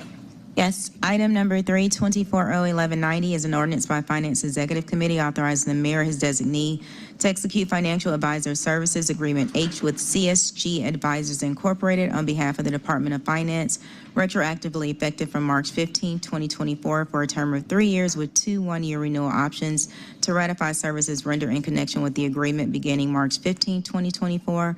All contracted work to be charged to and paid from the accounts listed. Item number 4 is 24-01191, an ordinance by Finance Executive Committee to waive the competitive source selection provisions contained in Section 2-1187 of Article 10, Procurement and Real Estate Code of the City of Atlanta Code of Ordinances, as well as any other conflicting code provisions, and to authorize the mayor or his designee to execute the Second Amendment to the Property Management Agreement with Asset Living Southeast for management of the property and facilities at 133 Trinity Avenue to extend the term of the agreement on a month-to-month basis for a period up to 1 year, effective from June 30th, 2023 through June 29th, 2024, or until the third-party property management services City Plaza is awarded and the associated agreement fully executed on behalf of the Department of Enterprise Asset Management in accordance with the agreement's existing compensation schedule. All contract work to be paid from property revenues and for other purposes. And Mr. Chair, would you like me to read item 54, which is your ordinance? Yes. Oh, I'm sorry. No, it is not. I apologize. It's a resolution. That was transportation. All right, that takes us to our regular agenda. Item 1 requires a substitute. Let me read the caption of the proposed substitute. This is 24-01153, an ordinance by Mr. Bond is substituted by Finance Exec, requesting the CFO to identify funds in the amount of $5,000 to donate to the Black Music and Entertainment Walk of Fame to support the monument installation to honor Ambassador Andrew Young pursuant to the charter section of the city charter, which is listed here. And I'll move to bring forward said substitute. Second by Mr. Juan. Let's open that vote. Vote is open. Substitute is before you. All right, there's been a motion properly made and seconded to approve on substitute. If there's no questions or comments, let's open that vote. Vote is open. The vote is closed. Guys have it. Items accepted on substitute. Takes us to number 6, 24-01158, an ordinance by Finance Exec authorizing the CFO to create and establish an additional department organization number within the Oracle financial system for the Atlanta Fire City Rescue, Fire, Fiscal, and Administration Division, and for other purposes.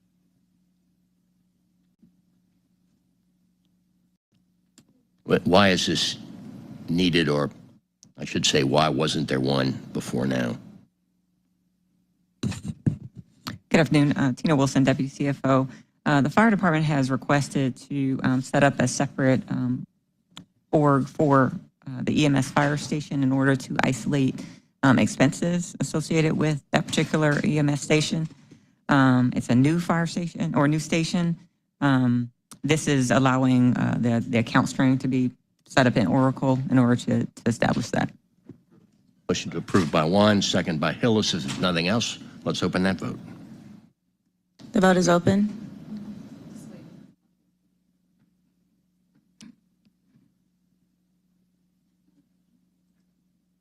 The vote is closed. All right, the ayes have it.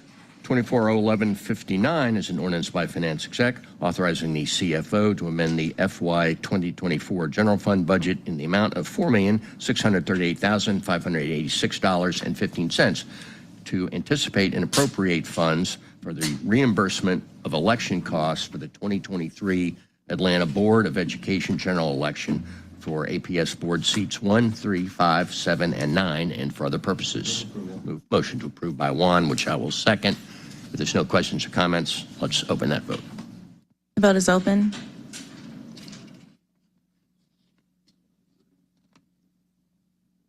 The vote is closed. Item 8 is 24-0-1160. This is an ordinance by Finance Exec authorizing the mayor or his designee to waive the competitive source selections contained in the code sections listed here of the Procurement and Real Estate Code, as well as any other conflicting code provisions, to execute the First Amendment to the Special Procurement Agreement, which is listed, Dell Marketing Secure Work Services with Dell Marketing LP on behalf of Information Management, Watershed Management, and Aviation to add 1 year to the term of the agreement effective May 5th of this year through May 6th of next, and to add funding in the amount of $1,804,597.12. All department work will be charged to and paid from, etc. My name is Alan Greenberg, the Chief Information Security Officer for the City of Atlanta. Open to any questions. Well, actually, I don't. Does anyone? Oh, Mr. Juan? Yeah, I mean, this feels like from the way the legislation is written is you found yourself at the end of the contract and decided you need another year and didn't have enough time to put together a procurement. I mean, that's what it sounds like, unless you want to add any additional context to why we find ourselves here. Because it's essentially taking a 1-year contract, extending it a year with an amendment, and it says so you can, followed by a request for proposal. So, Yes, sir. We put out an initial proposal, did not get any bids back with that. There were some different reasons we did not, so we found the need to go ahead and extend this. We did put out a RFI, which we did get several bidders back for the request for information. So now we're better positioned to be able to go forward with a full proposal. okay, thank you. I'll make motion to approve. Second by Mr. Hillis. Let's open the vote. The vote is open.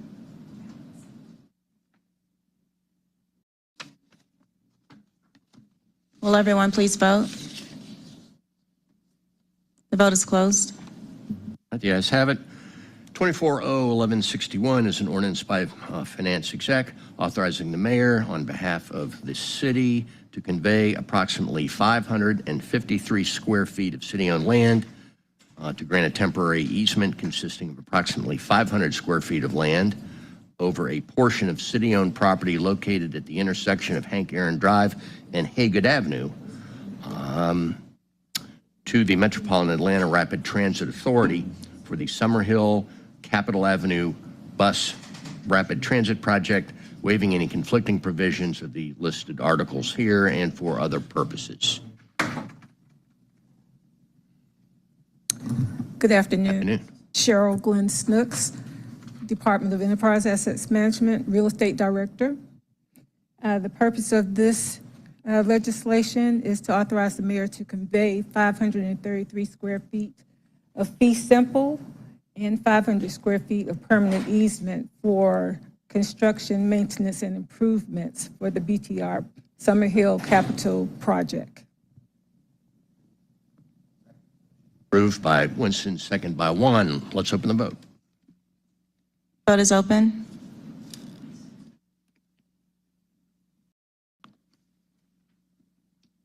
Vote is closed. You guys have it. Thank you. 24-0-1162 is an ordinance by Finance Exec amending the FY 2024 Tree Trust Fund budget and authorizing the mayor on behalf of the city to enter into a special procurement agreement, number of which is listed, community-based forestry A with Trees Atlanta Inc. for the planting and maintenance of trees, improvements to the urban forest, and community education in an amount not to exceed $2,551,529 in accordance with the listed code section of the Procurement and Real Estate Code, with all contracted work being charged to and paid from, etc. And I will, well, let's get a description of the paper, and then I need to amend in the iPro report. Yeah, hello, good afternoon. My name is Taryn Heidel. I'm the Senior Arborist from the Department of Parks and Recreation. The proposed ordinance would transfer funding from the Tree Trust Fund for a special procurement of Trees Atlanta. The work will continue 20 years of community-based forestry services. Trees Atlanta is completed with DPR with support from the Tree Trust Fund. The Tree Trust Fund was established for the protection, maintenance, and regeneration of trees and forests in Atlanta. The work under this contract focuses on all of these goals while reducing costs by utilizing community volunteers. This contract supports the goal of regenerating trees by planting 6,000 new trees along public rights-of-way, in parks, on school grounds, and other public properties, and front yards within the city of Atlanta for the next 2 planting seasons. Trees will be planted in all 12 city council districts. Locations will be determined using the 2018 Urban Tree Canopy Assessment and the 2023 update, which will be completed by Georgia Tech this fall, which is exciting, and the 2023 Atlanta Heat and Flood Risk Assessment completed by Urban Adapt Consultants to ensure we are working to achieve the city's 50% tree canopy goal and prioritizing planting in heat-vulnerable communities. All plantings require community engagement, and costs related to planting make up 71% of the contract. This contract addresses the maintenance of trees by supporting structural pruning of 3,000 3 to 10-year-old trees to increase the lifespan and benefits of these trees while minimizing risk of failure, and preserving existing canopy through 48 volunteer invasive plant removal projects. These projects will remove invasive vines and other invasive plants that are threatening our existing canopy and suppressing regeneration of trees. Removing invasive plants will also give us more places to plant trees in the future. Costs related to maintenance make up 16% of the contract. And finally, this contract will address the protection of trees by supporting volunteer training, workforce development, and adult and youth education in order to foster lifelong stewardship of our urban forests. Costs related to the protection of trees make up 13% of the contract. And I will be coming back to council soon to ask for your approval to receive a $5 million federal grant from the U.S. Forest Service for urban and community forestry.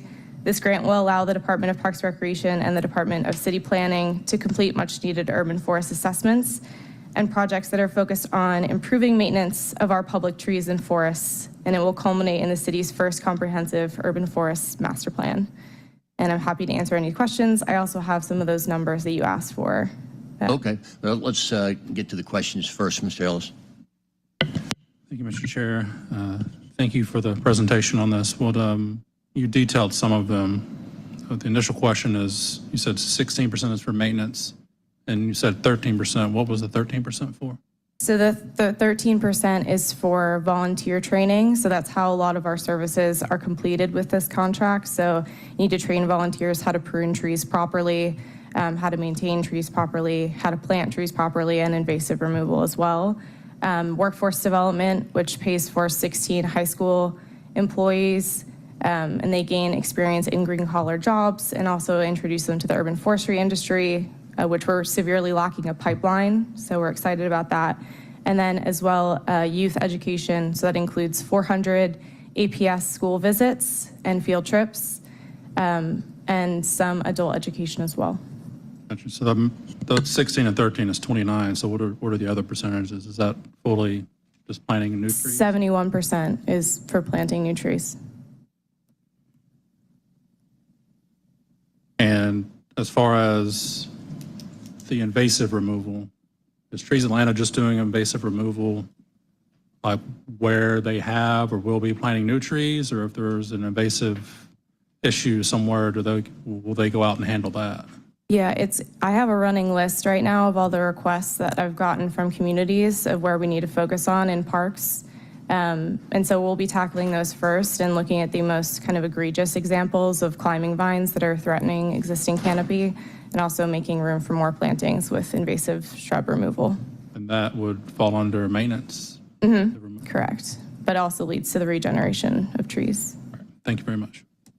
Secretary. Thank you. First question, the workforce piece, really glad to hear that. With the 400 visits and the jobs that are being provided, how are y'all determining, how are you creating the pipeline, and then how are you determining which schools to do engagement with? I can get you answers to what schools, because I know that Trees Atlanta does have an outlined method for how they're recruiting those. Mm-hmm. And for the pipeline itself, I think that's something that the urban forestry industry is struggling with in general. We have a lot of different entities and nonprofits kind of starting these workforce development programs, but ushering them into the city is something that I think we need to continue improving on. I was looking at Vermont's. It feels like they have a pretty strong pipeline that they have done with their school system. I'll take a look at that. The reason I'm asking about the school pieces is because it has been my experience that more privileged schools are able to do things that are more nature-oriented, and I want to ensure that we are also focusing on schools with higher suspension and higher expulsion rates that are struggling more with kids that are literally in very heat-vulnerable areas, to ensure that we're trying to build back that connection for our kids. So I just wanted to make sure it's not just, to be very frank, just North Atlanta schools that we are working on, but that we have a diversity.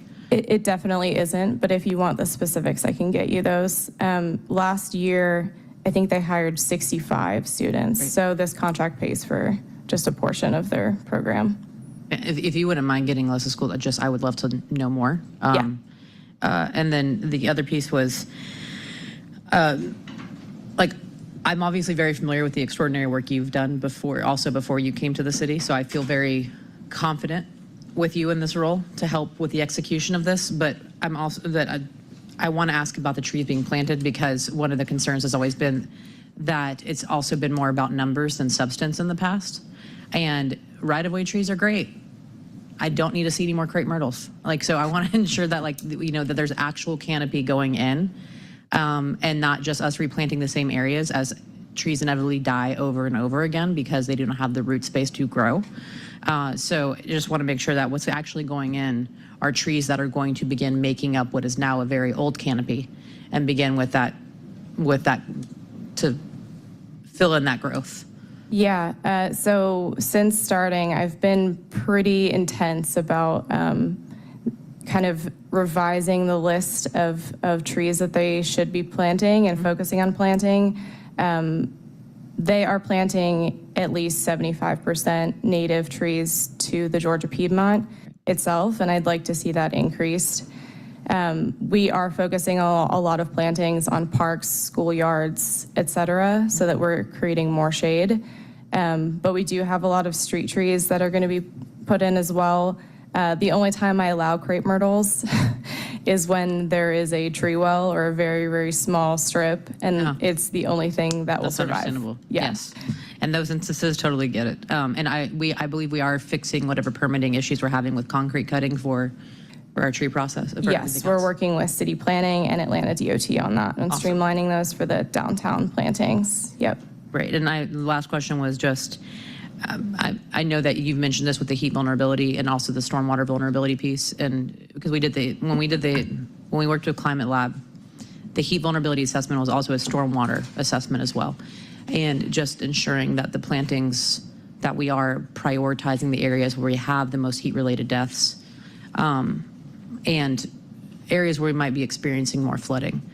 So yes, and we've been working closely with Trees Atlanta too, because they've been applying for more grants. So they were also awarded a grant, a TAG grant through Georgia, also through IRA funding, to work on master plans similar to the downtown master plan for English Avenue and other neighborhoods. I think there's 5 total that are at the top heat vulnerable communities. Fantastic. And also want to flag that I know that Director Farley is doing a lot of that work. So just making sure that all departments are coordinating. But this is great. Thank you. And motion to approve.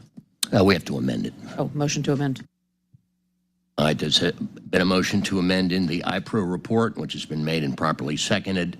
So let's carry the vote on that. Vote is open.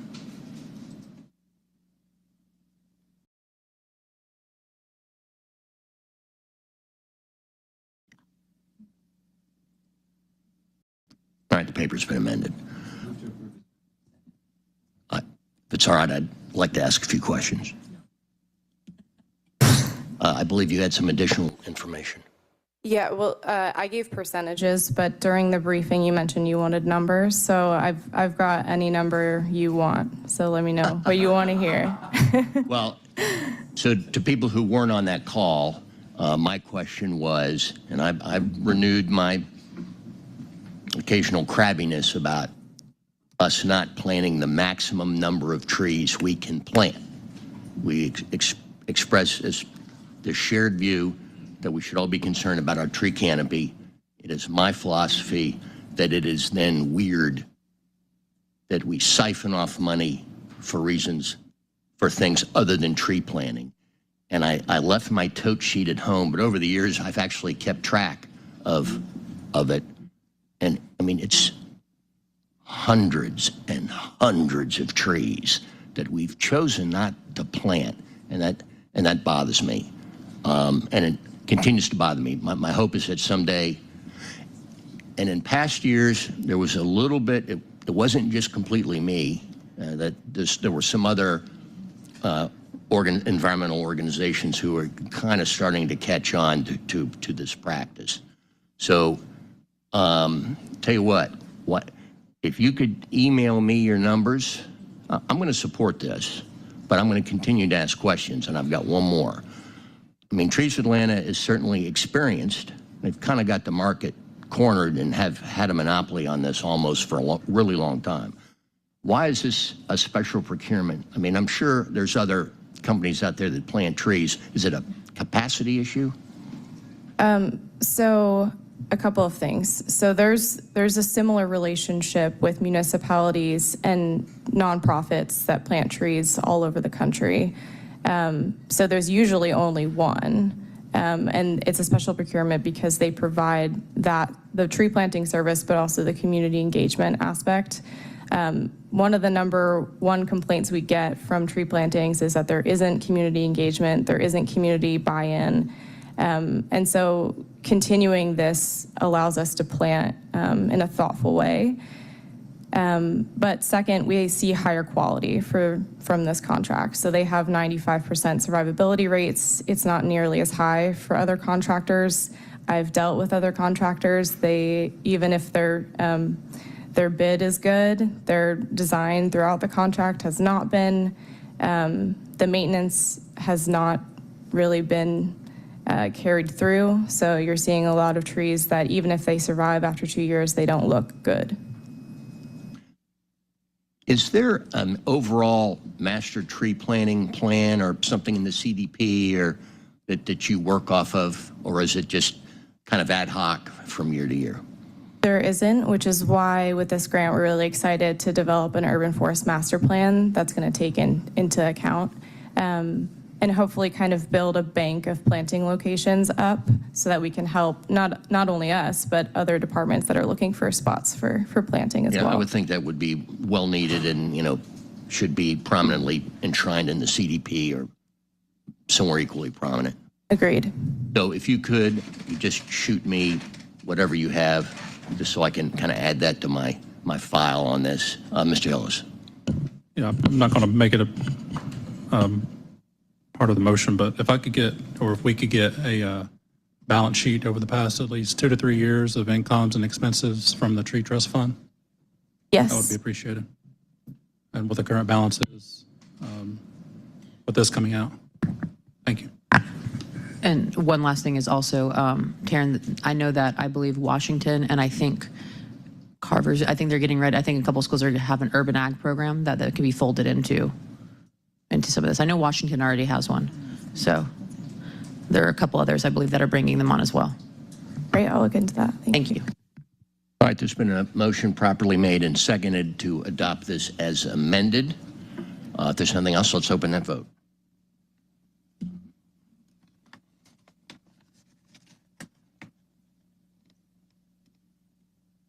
The vote is open.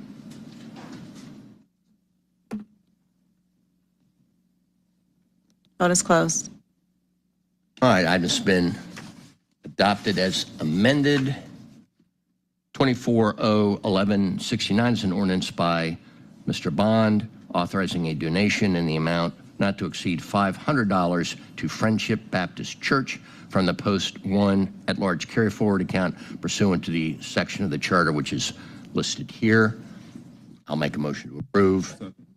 Second by Mr. Amos. Let's open that vote. The vote is open. Will everyone please vote? Vote is closed. Right, the ayes have it. 24 20-1173 is an ordinance by Ms. Boone authorizing the CFO to amend the fiscal year 2024 budget by transferring appropriations from Water and Wastewater Revenue Fund to the Mayor's Office of Emergency Preparedness General Fund in an amount not to exceed $353,788.66 to reimburse the Mayor's Office of Emergency Preparedness for expenditures made on behalf of the Department of Watershed Management and for other purposes. Good afternoon. Yes. Good afternoon, Chairman Shook and council members. My name is Andre Kearns. I'm representing the Mayor's Office of Emergency Preparedness. The purpose of this legislation is to reimburse the Mayor's Office of Emergency Preparedness for security expenses incurred on behalf of the Department of Watershed for services rendered providing security at 2 City Plaza. One of the points was the security guard services were provided via the citywide security guard services agreement.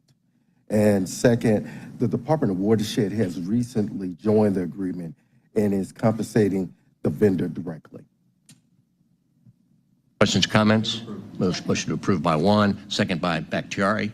Let's open the vote. Vote is open. Vote is closed. All right, the ayes have it. 24-0-1175 requires a substitute. Let me read. There's a motion to bring the substitute forward, which I will second.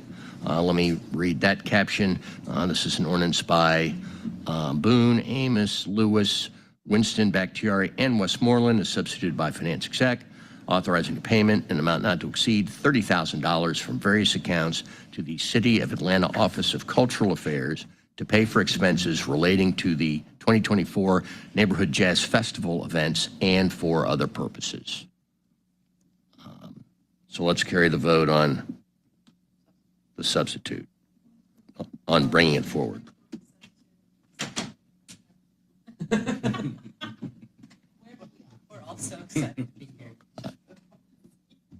The substitute is already before you. Okay.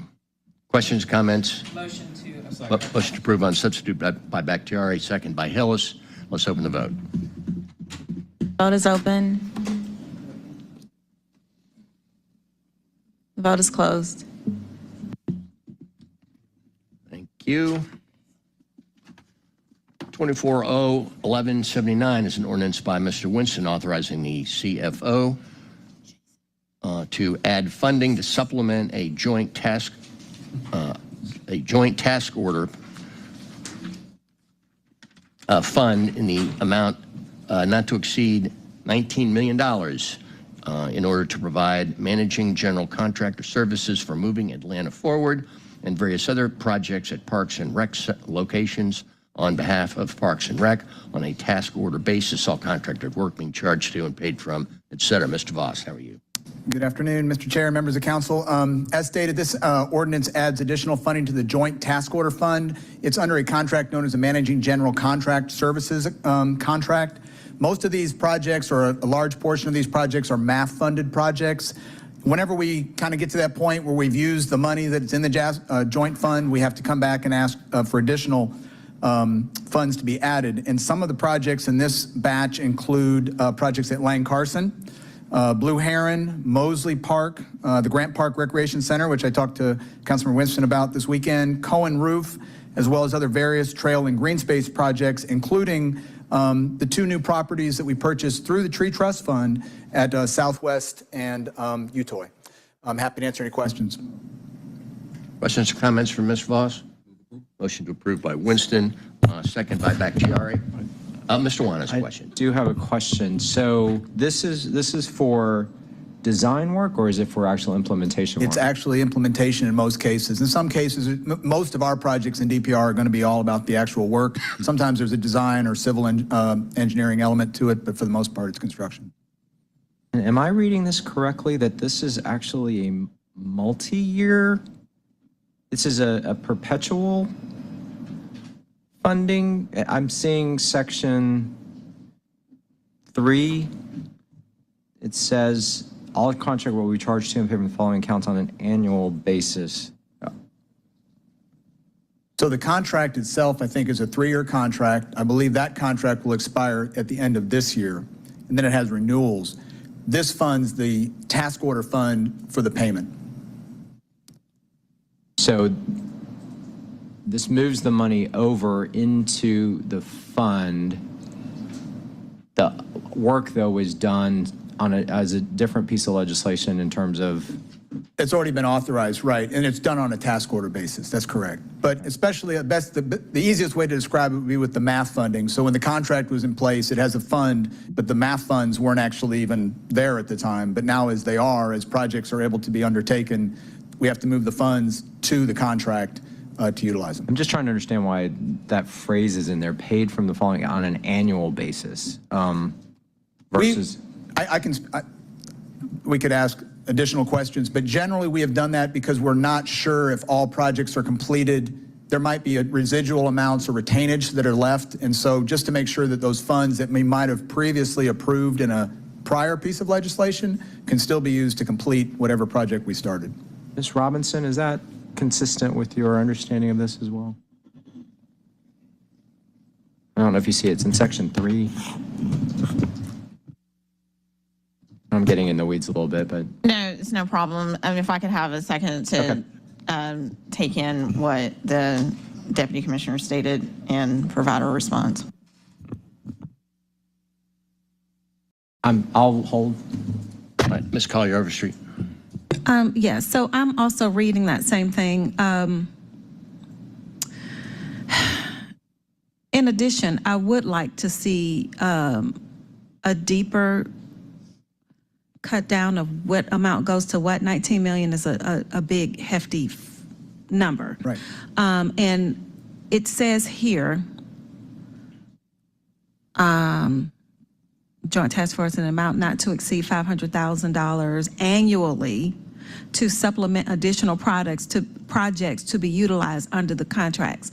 And so I don't want just a continuous slush fund. Like, how can we separate those? Well, not every single project, like I said, not every project is designated through this. There's some projects, if we have a pavilion burned down and we need that to be, we don't know that in advance. So there are funds that could carry over year to year.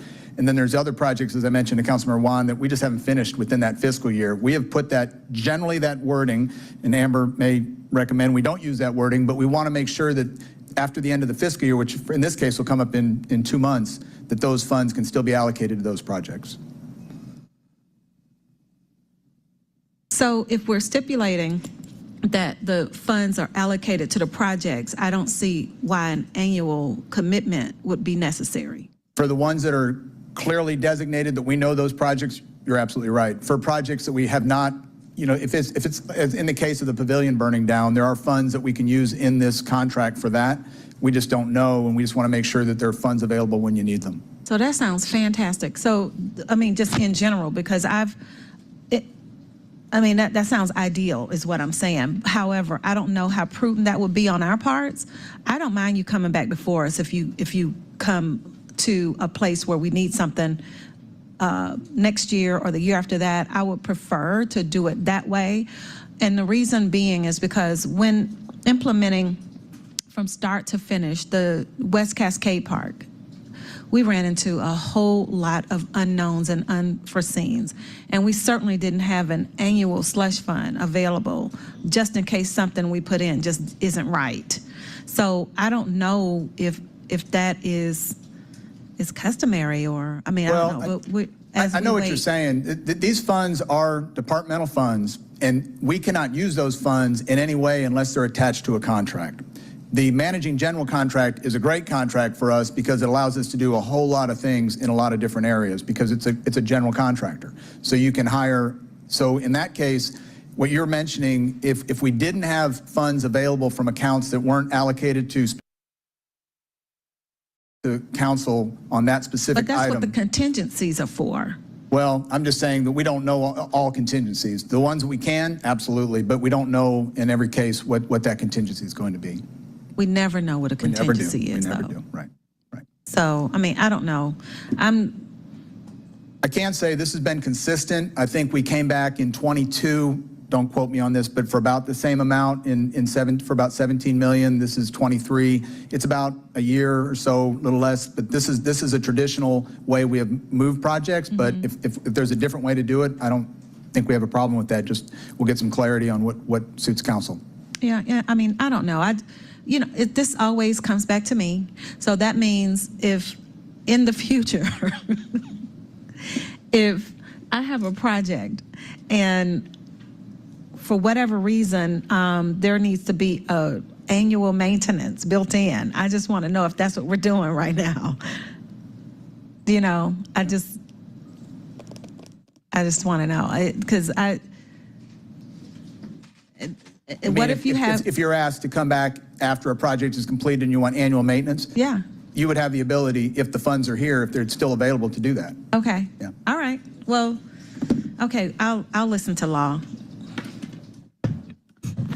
Good afternoon, Amber A. Robinson, City of Atlanta Department of Law. And as this committee is aware, I, have been reviewing past practices in regards to legislation and contracting. So I'm not going to sit here and contradict the Deputy Commissioner concerning past practices. I don't doubt that would be the case.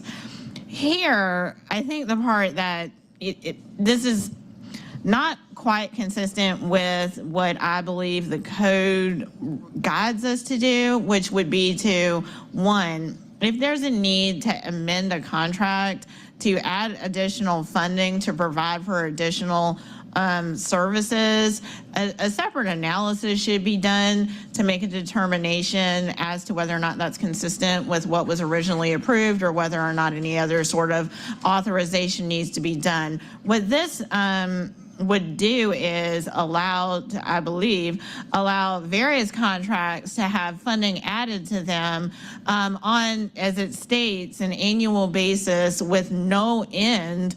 There doesn't seem to be a cutoff date. It just says annual basis. So every year, these funds, as set forth in Section 3, will be added to permit further task orders off of these contracts.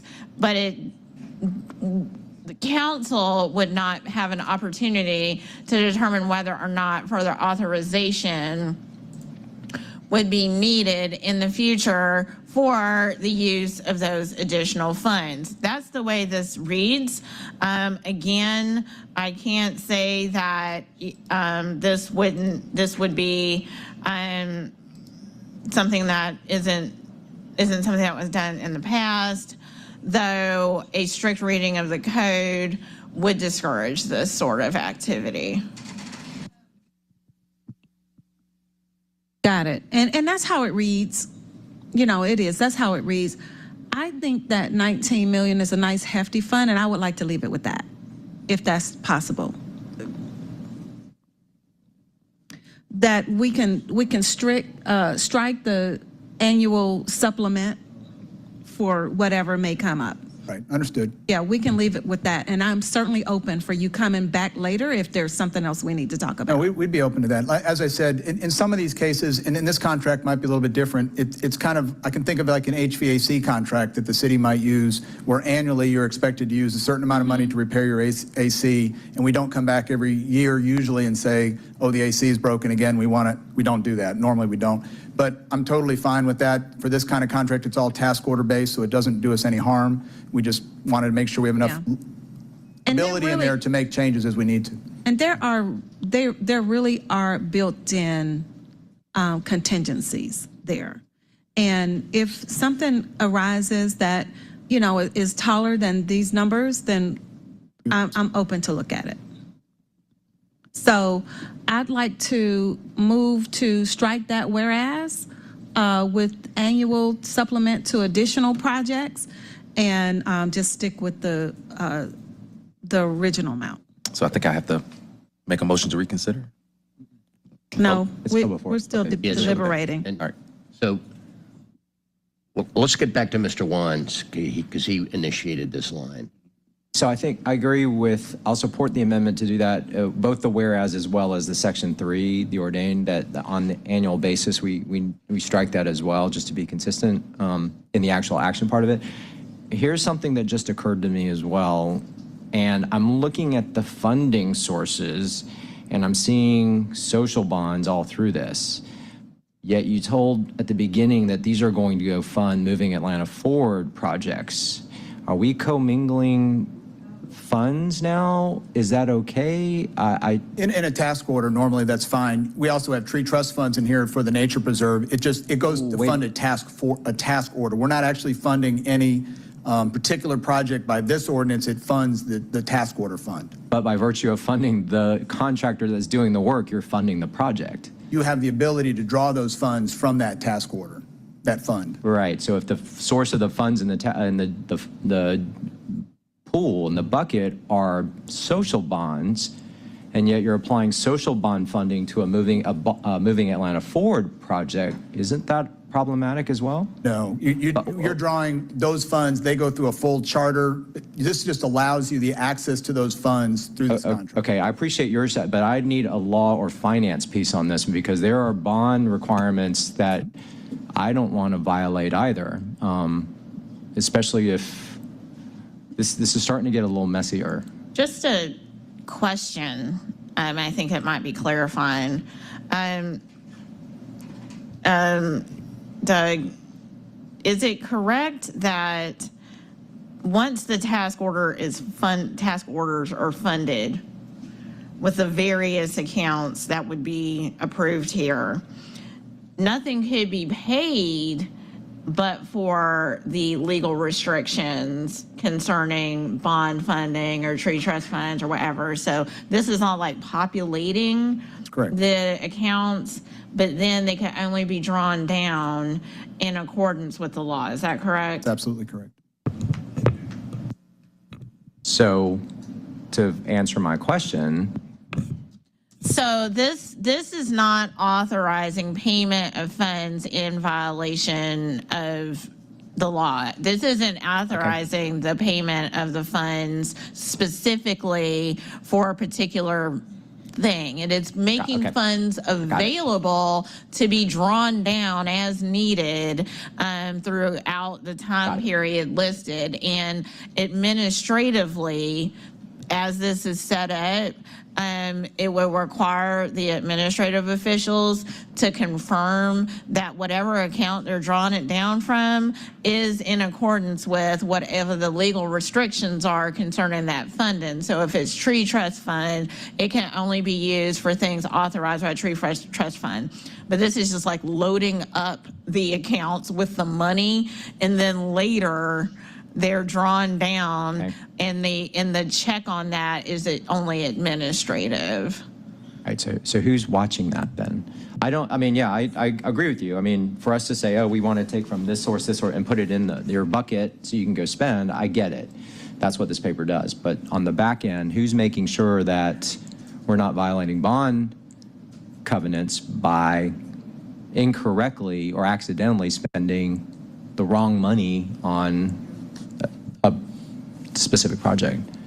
And again, what troubles, you start off by saying these are Moving Atlanta Forward projects. So why aren't we moving Atlanta Forward money into this big giant bucket for you to spend? It is. They are. There's Moving Atlanta Forward money in here. Not as I'm reading this. No, this is Moving Atlanta Forward in part. And what I'm saying is we could have come separately and said, here's one piece of legislation only funding Moving Atlanta Forward, and here's another piece of legislation only moving, say, park improvement funds. But at the end of the day, they're both moving it into that same bucket. So your question is very well taken, and I can assure you that with the MAF funding, we have to go through project charter with sign-off signature, goes through finance. Every Moving Atlanta Forward project has a whole series of steps that are not taken with just normal general funds or other funds. Yeah, maybe I'll answer this question. So when we did Moving Atlanta Forward bonds, there was a social bond component to it, and that's what this is? And you can verify that? Yes, there is a social bond component, and the extra layer he's speaking to as well on the social bond aspect is there's a third-party agent that is also verifying that social component requirements are met. Sorry about chasing my tail on that one, but I appreciate the clarification on that. So, Here's just one of my thoughts in listening to this, and I understand the angst that you're hearing. I also know we need to do our jobs, but we also don't want to inadvertently do something that's going to retard delivery of these publicly approved projects. So that is a concern of mine. I'm starting to get real anxious about these projects not getting pushed out timely, which is going to just drive up costs, and it's going to mean we're back to where we were the last time, which is when we were all cutting projects. So we had promised the public who had voted to raise taxes, to pay for. So that's just a concern of mine.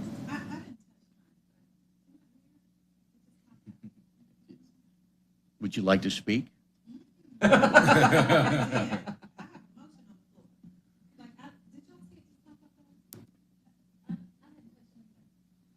All right. So Ms. Overstreet's made a motion. Was there a second? I'll second. Second by Mr. Winston. All right. If there's nothing else, let's open the vote. Vote is open.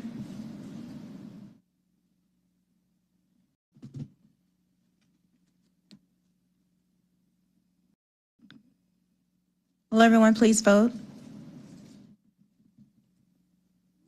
The amendments before you.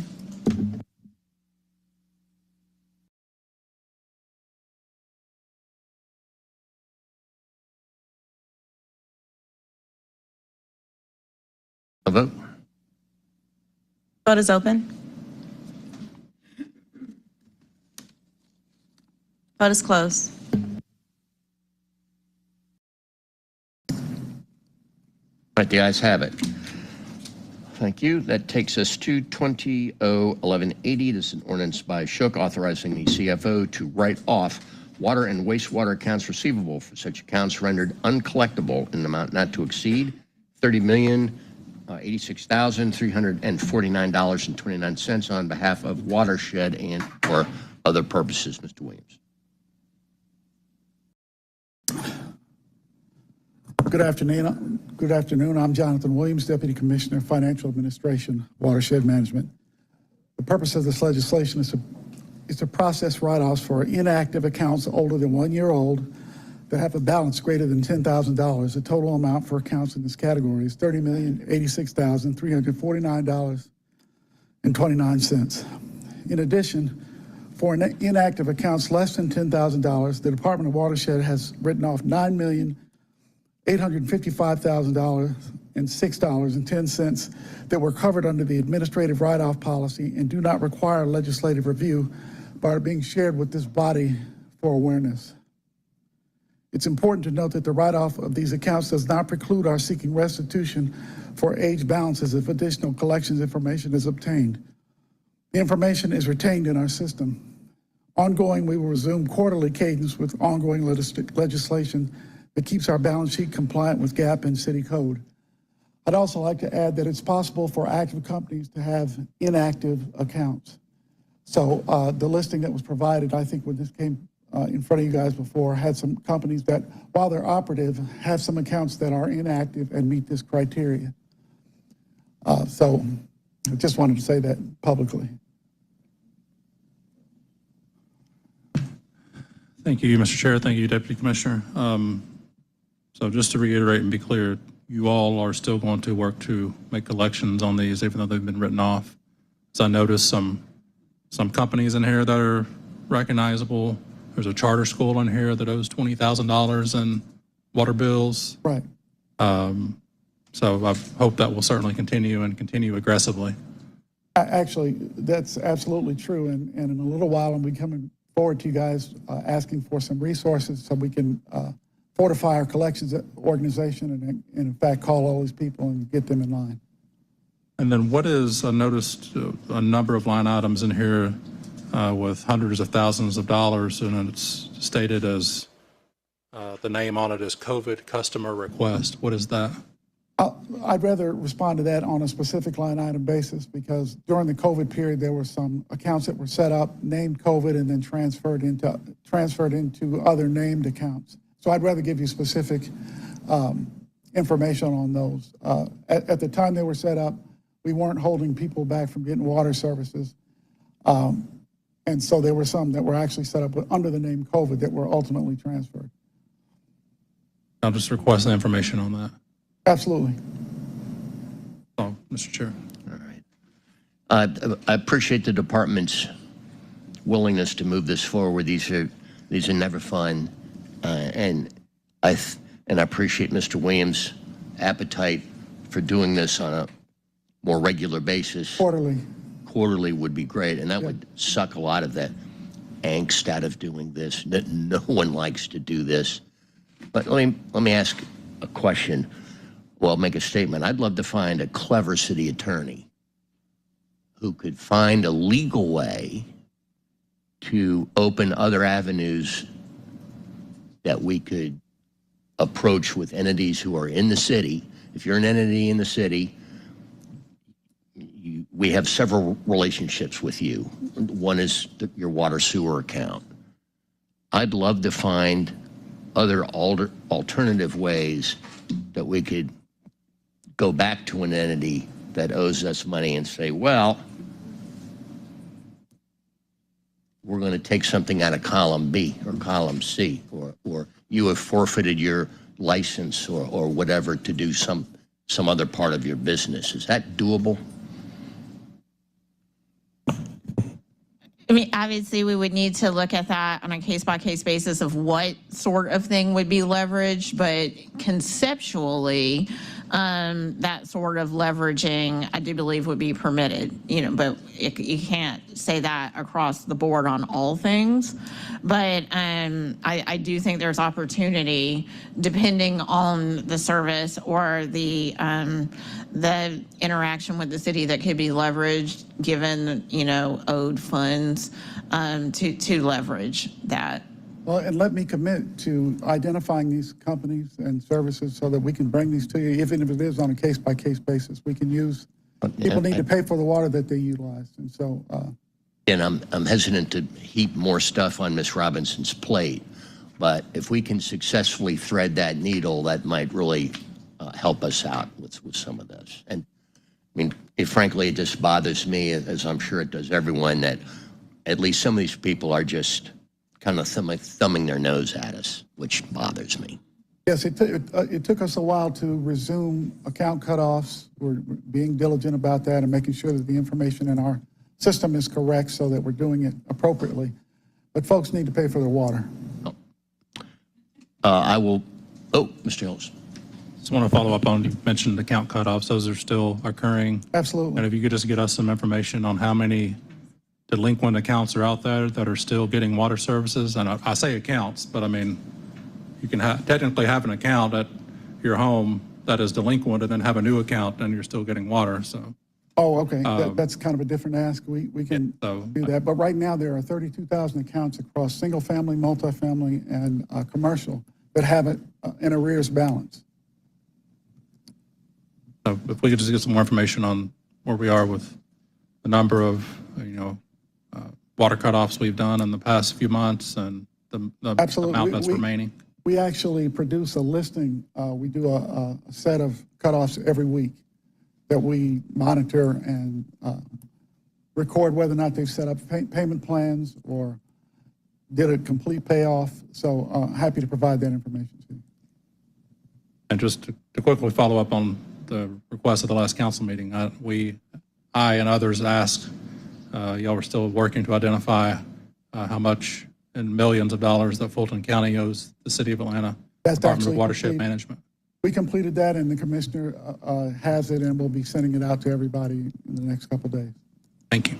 Good thing. I will move approval. Second by Mr. Hillis. If there's nothing else, let's open the vote. Vote is open.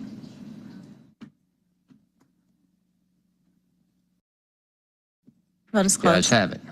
Thank you. Thank you.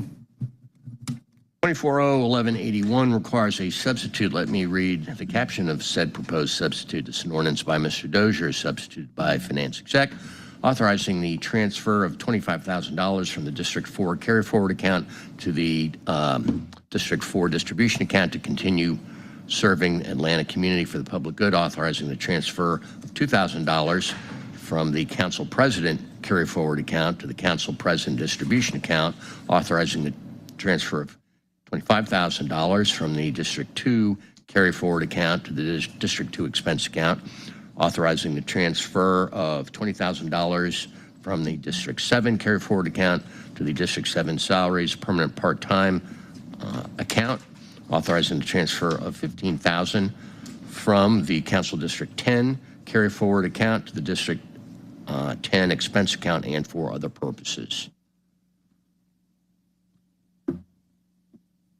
I'll make a motion to bring the substitute forward.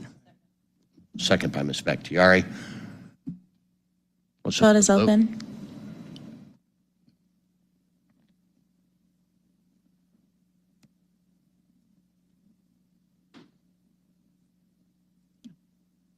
All right, substitutes before us.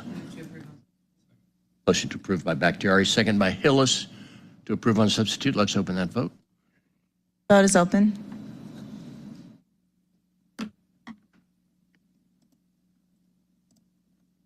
Vote is closed. 24-0-1182 is an ordinance by Mr. Dozier authorizing a donation in amount not to exceed $15,000 to the Atlanta Downtown Improvement District from the District 4 carry forward account to support the Artist Jam Project on Peachtree Street between Alabama Street and Martin Luther King Jr. Drive pursuant to the charter section which is listed here. I'll move approval. Second by Mr. Winston. Let's open that vote. Vote is open.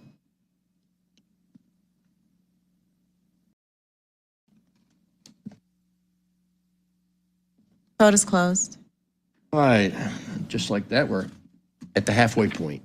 So under resolutions, I'm going to read the captions of 4 resolutions that all need to be held to await iPro. First of which is 24R3445, a resolution by Finance Exec authorizing mayor as designee to execute a cooperative agreement, number of which is listed, web services with Caresoft Technology Corporation on behalf of AIM, Watershed, Aviation, and APD, utilizing the master contract listed here for a term of 1 year with 3 one-year renewal options in an amount not to exceed $1,756,723.66. Item 21 is 24R3448. This is a resolution by Finance Exec authorizing mayor as designee to enter into a special procurement agreement with the vendor listed first in turnout timers with Westnet Inc. on behalf of Enterprise Assets Management, not to exceed $1,858,000, all contracted work being charged and paid from, etc. And 24R3454, resolution by Finance Exec, authorizing the mayor or his designee to execute the special procurement number listed with the vendor listed for cabinet upgrades at several signalized intersections and single-mode fiber installations with single-mode fiber drops to the signalized intersections along Monroe Drive and Boulevard from 10th Street to Memorial Drive and along 10th Street from Monroe Drive to Piedmont Avenue for a term of 1 year with one-year renewal in an amount not to exceed $1,178,823, all contract work being charged to and paid from, et cetera. And finally, 24R3455, resolution by Finance Exec, authorizing the mayor designee to execute the sole source contract, which is listed here, incinerator maintenance, repair, and replacement with Industrial Furnace Company, Inc., pursuant to the listed code section of the city on behalf of Watershed Management for an initial term of 3 years with 2 one-year renewal options in an amount not to exceed $4.8 million, all contract work being charged when paid from, et cetera. They all need the iPro report, so my motion is to hold off for. Second by Juan. Let's open the vote.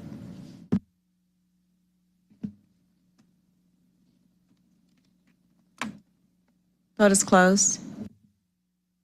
All right, these items are held. 24R3446 is a resolution by Finance Exec authorizing the mayor or his designee to exercise the 6th renewal option for the cooperative purchasing agreement, number of which is listed. Kings 3 Elevator Emergency Telephone Equipment Monitoring, Maintenance, and Dispatch Services with Kings 3 of America, Inc., North America, doing business as Kings 3 Emergency Communications, on behalf of Information Management, for a term of 1 year, effective July 1 of this year through June 30 of next, in an amount not to exceed $24,761.16. All contracted work to be charged to and paid from, etc. Does anyone have any questions or comments about this? Why don't you tell us? Why don't you hum a few bars? Yes. Good afternoon. Tamika Neely Dudley, IT Director for Atlanta Information Management. And this is to renew our emergency elevator telephone dispatch services for our city sites that have elevator services in there. Approved by Juan, second by Winston. Let's open the vote. Vote is open. Yeah. It's nice to have a working phone in there when you need one. I can attest to that. Vote is closed. All right. Thank you. The ayes have it. Thank you. 24R3447 is a resolution by Finance Exec authorizing the mayor or his designee to issue task order number 8 for the contract listed. B, citywide architectural planning, design, engineering, and construction phase services with Fitzgerald Collaborative Group, LLC, for emergency 911 call center study to explore strategies to exit the lease via termination or sublease and the corresponding financial impacts on behalf of Deem in an amount not to exceed $99,500. Good afternoon. This is up for filing. Correct. That's my motion. Second by Juan. Let's open the vote to file. Vote is open.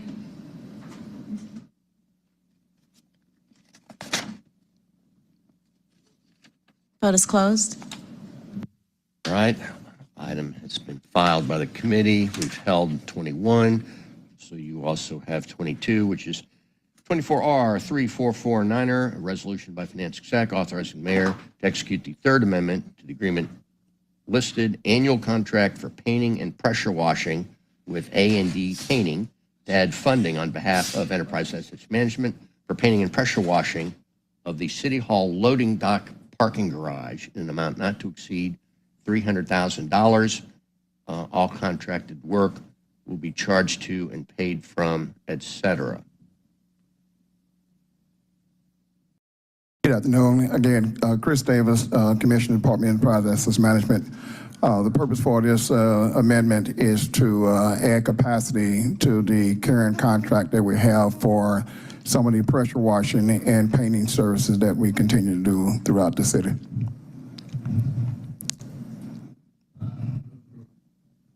Second. Second by Juan. Let's open that vote. The vote is open. Vote is closed. 6 yeas, 0 nays, the motion carries. Next item is item 23, 24R3450, a resolution by Finance Executive Committee authorizing the mayor or his designee to exercise the third amendment to the special procurement agreement number listed, compensation and classification study for all sworn police and fire personnel with Mercer US LLC on behalf of the Department of Human Resources to capture changes to the peer group from the 2019 fire comparator group and updates to the market composite pay plan analysis and final report for an additional $15,000.00, bringing the total agreement not to exceed $316,000.00. All contracted work will be charged to and paid from the fund, department, organization, and account number listed herein and for other purposes. Commissioner Smith. Good afternoon. Tarlisha Smith, Human Resources Commissioner. We're coming to you for the last time because we presented to you our classification and compensation study results last week. So this is our third and final request for assistance to push this on through. This is for work that's already been pretty much been performed for the classification and compensation study. Any questions for the commissioner? Motion from Winston to approve, seconded by Hillis. Let's open that vote, please. Vote is open.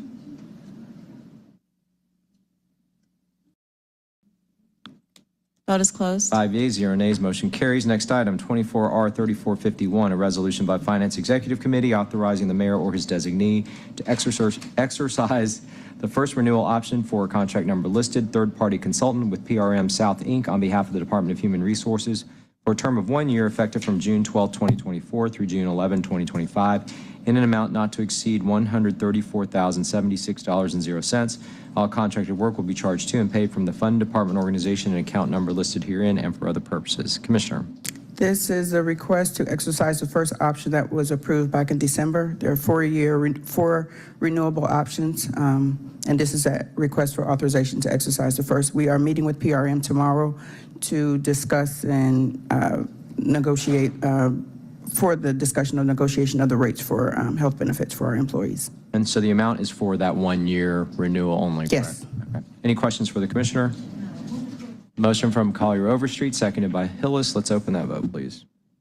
Vote is open.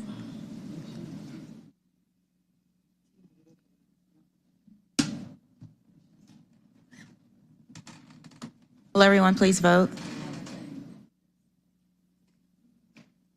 Vote is closed. 6 yeas, 0 nays, motion carries, and I gladly hand the reins back over to our chair. All right. Mr. Chair, Yes. it's me over here, Commissioner Smith. All right, I thought there were like 6 ventriloquists here for a second.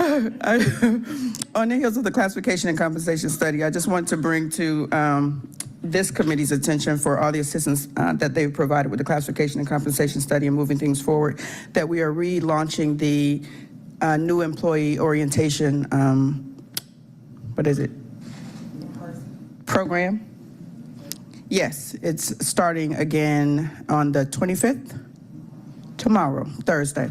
And it's 2 days this week, but it's going to it's going to be bi-weekly, and we have about 68 employees. We're giving them this little gift and an new employee resource guide that gives them all the information that they need about the city. So, and we have employees who are already here who are asking if they can go through the new employee orientation. We're going to have some makeup sessions for them, but we just wanted to let you all know that we're going to be starting that tomorrow. Okay, thank you. 25 and 26 we will take together. 24R 3452 is a resolution by Finance Exec authorizing the mayor or his designee to issue the task order indicated under contract, number of which is indicated, job order contracting services, small, with SoCo Contracting Company, Inc. on behalf of Atlanta Department of Transportation for the Marietta and Bolton Bridge Expansion Joint Project, an amount not to exceed $329,011.93. All contracted work to be charged to and paid from, et cetera. Mr. Smith. Good afternoon, Council. Alan Smith, Deputy Commissioner, ATL DOT Maintenance. This legislation is just for us to be able to contract out through the JOC to have some damaged bridge joints repaired, one located at Marietta Road and the other at Bolton Road. Okay, thank you. Let me read 26. Which is 24R 3453, resolution by Finance Exec authorizing the mayor to issue the task order indicated, job order contracting consulting services with the Gordian Group, Inc. on behalf of Atlanta's Department of Transportation to pay for the license fees for the Marietta and Bolton Bridge Expansion Joint Project in an amount not to exceed $15,101.65. Motion's been made and properly seconded to approve both items. If there's something else, let's open the vote. I have a question. Oh, let's hold the vote. We have a question. Ms. Ellis. Thank you, Mr. Chair. Thank you, DC Smith. I'm familiar with the Marietta Road Bridge that is getting repaired, but which bridge on Bolton Road is this applicable to? This is the bridge that is... Over Norfolk Southern? Yes. Okay. Yes. Thank you. Yes. Okay. Let's open the vote.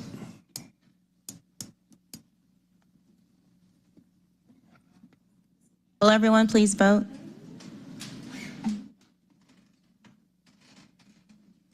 Vote is closed. You guys have it. Both items have been adopted. 27 and 28 have both been held.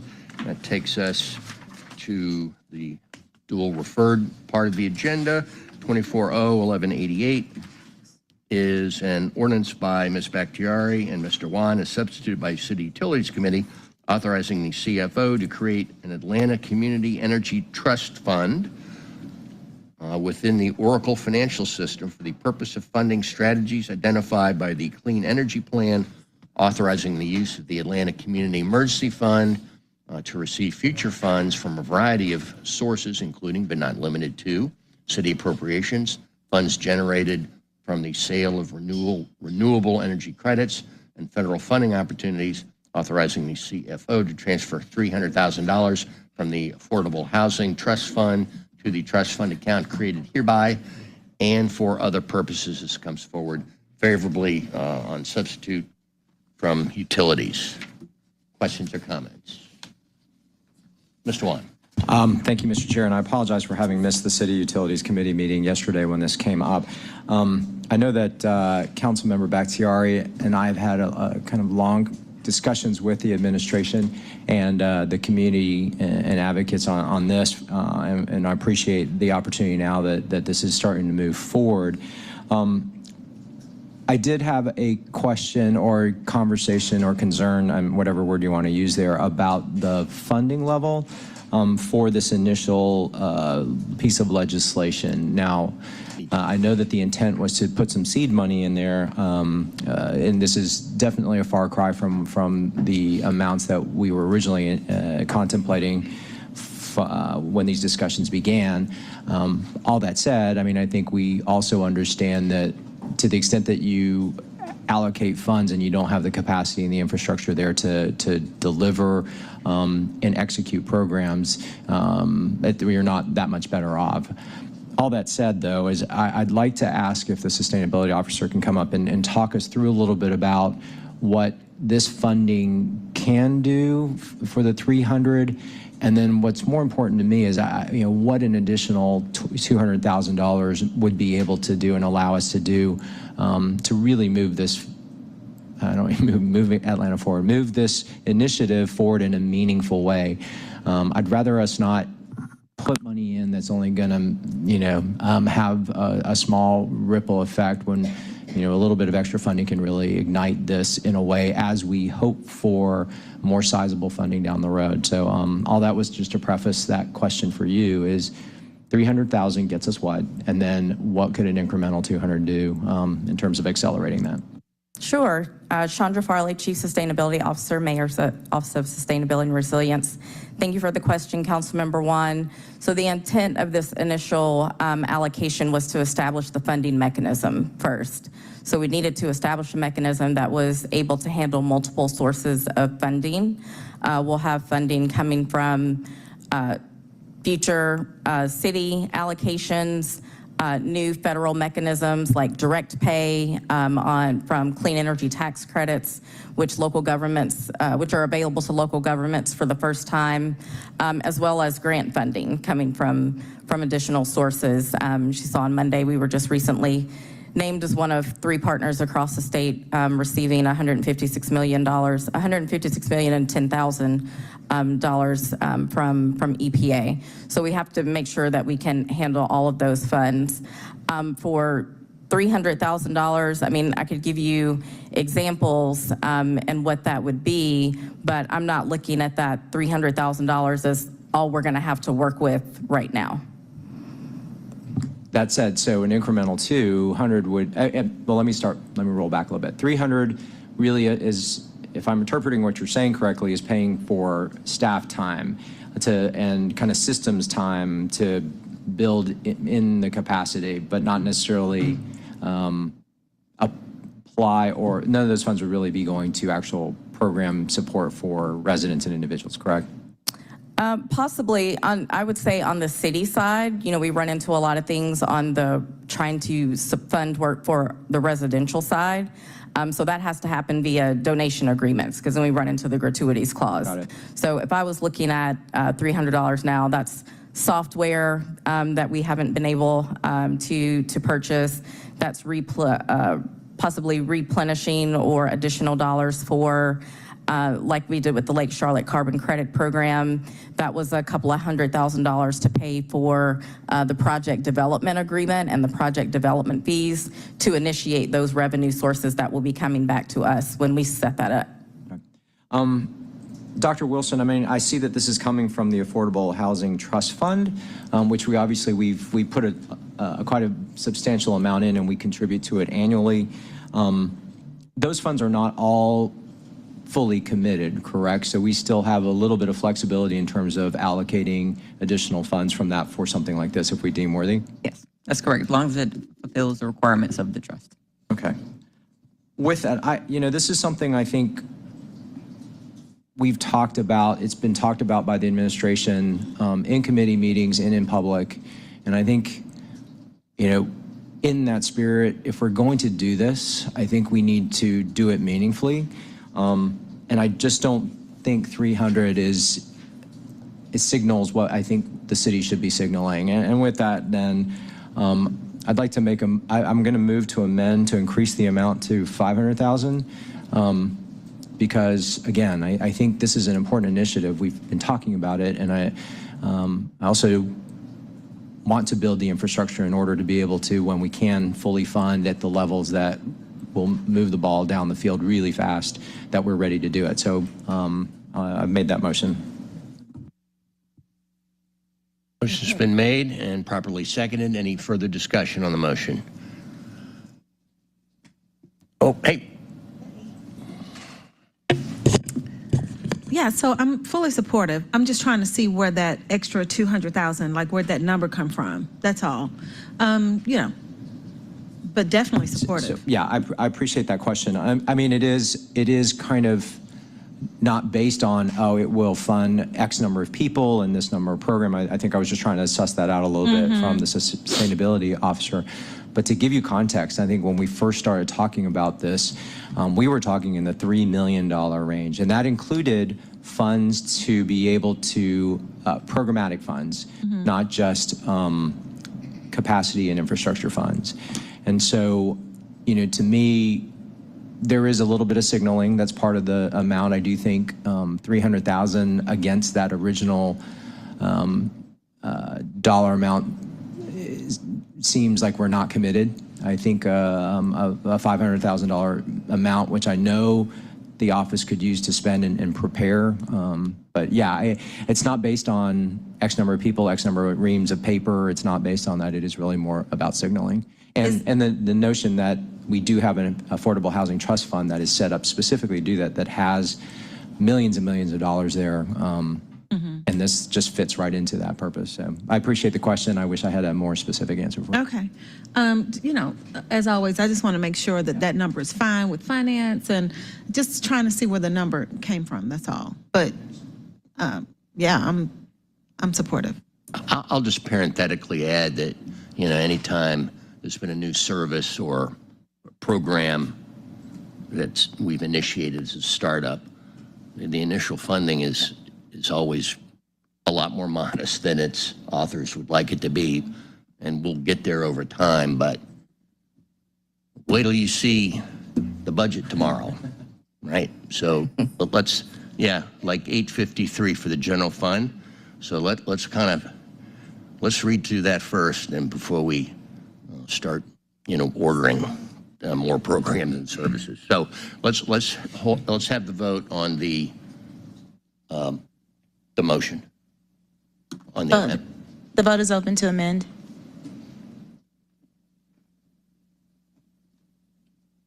The vote is closed. All right, paper's been amended. Move to approve as amended. Second. Motion's been made and properly seconded to approve as amended. Let's open the vote. Vote is open.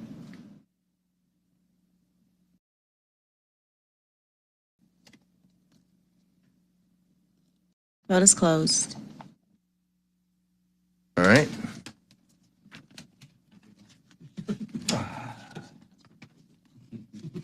All right, Ms. Kempson Wright, where are we now? So Item health paper 47. Substitutes. Is that where we are? Yes, item 47.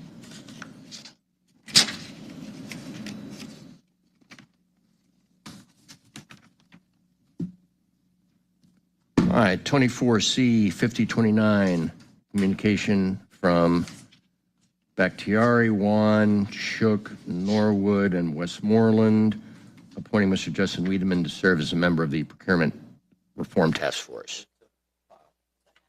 Motion's been made and properly seconded. The file, let's open that up. Vote is open.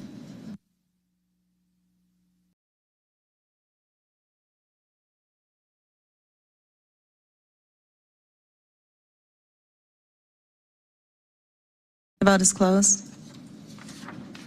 All right, item's been filed.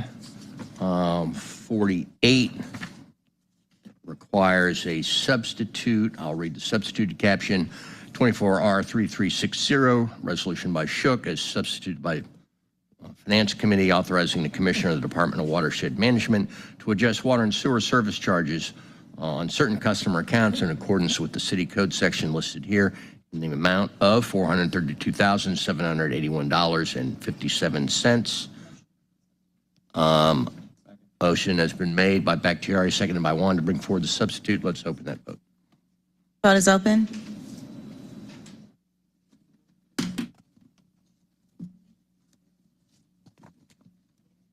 Substitute is before you. I'll move to approve it on substitute. Second by Wan. Let's open that vote. Vote is open. The vote is closed. All right, 24R3361 requires a substitute. I'll read the substitute caption. So resolution by Shook is substituted by Finance Committee authorizing the CFO to refund customers for overpayments to water and sewer accounts in the amount of $53,673.82. All funds to be charged to and paid from, et cetera. I'll move to bring the substitute forward. Second by Hillis. Let's open that vote. Vote is open.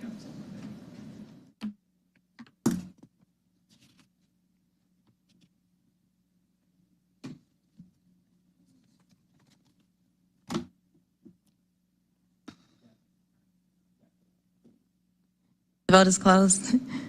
The substitute's before you. Move to approve on substitute. Second by Hillis. Let's open the vote.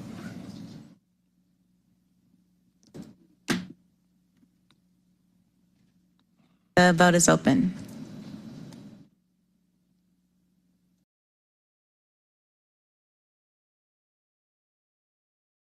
Vote is closed. All right, it's been adopted on substitute. That takes us to the first of, I believe, two walk-ins. We have, what is this, ELMS 35209, resolution by Finance Exec, authorizing the city to donate a total not to exceed $35,000 to the I Will Survive, Inc., pursuant to the section of the city charter that's listed here, to support the prevention and awareness to those at risk for breast cancer, authorizing the mayor or his designee to enter into any necessary agreements to effectuate the donation, and authorize the CFO or his designee to make all payments from the accounts listed herein and for other purposes. Motion to approve by Wan, second by Hillis. Let's vote. One moment. The vote is open.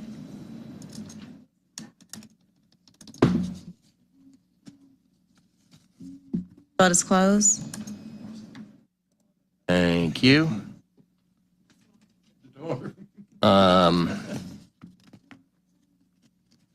The ELMS ID number for this next one is 35214. Okay, and the caption reads, this is a resolution by Finance Exec authorizing the mayor to execute special procurement agreement, which is listed, collection support services with Bill Gosling Outsourcing Corp., U.S., on behalf of Watershed pursuant to the section of the city code listed here for a term of 1 year with one-year renewal option, an amount not to exceed $750,000. All contracted work will be charged to and paid from the sources indicated. Mr. Williams, tell us about this. The purpose of this legislation is to authorize the use of an external firm to provide scalable staffing for DWM collections that includes customer contact, account investigations, and reviews of customer accounts information. This option would allow Watershed to define and scale a flexible workforce that would have access to customer information for tracking and would be transparent to the customer, i.e., The customer would think they were talking directly to us in Watershed. We would provide training, talk tracks, access to payment plans, as well as federal and local alternative sources of funding.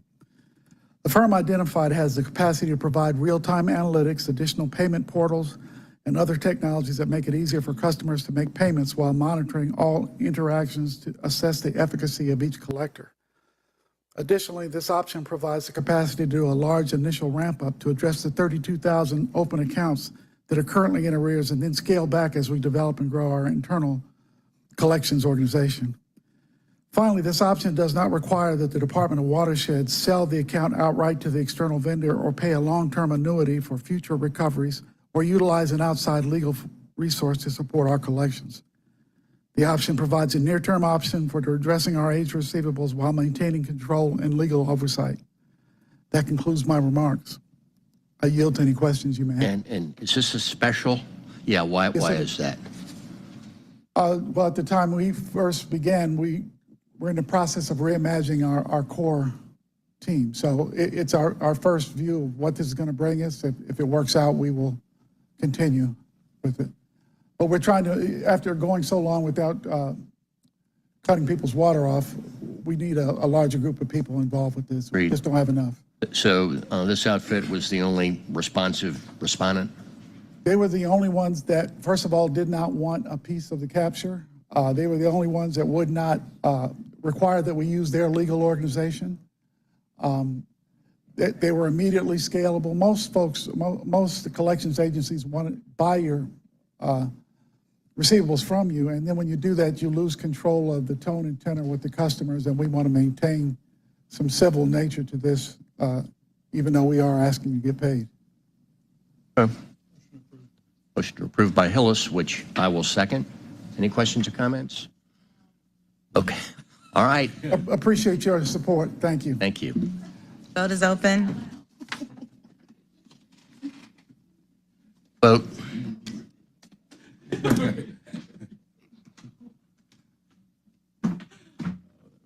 Will everyone please vote?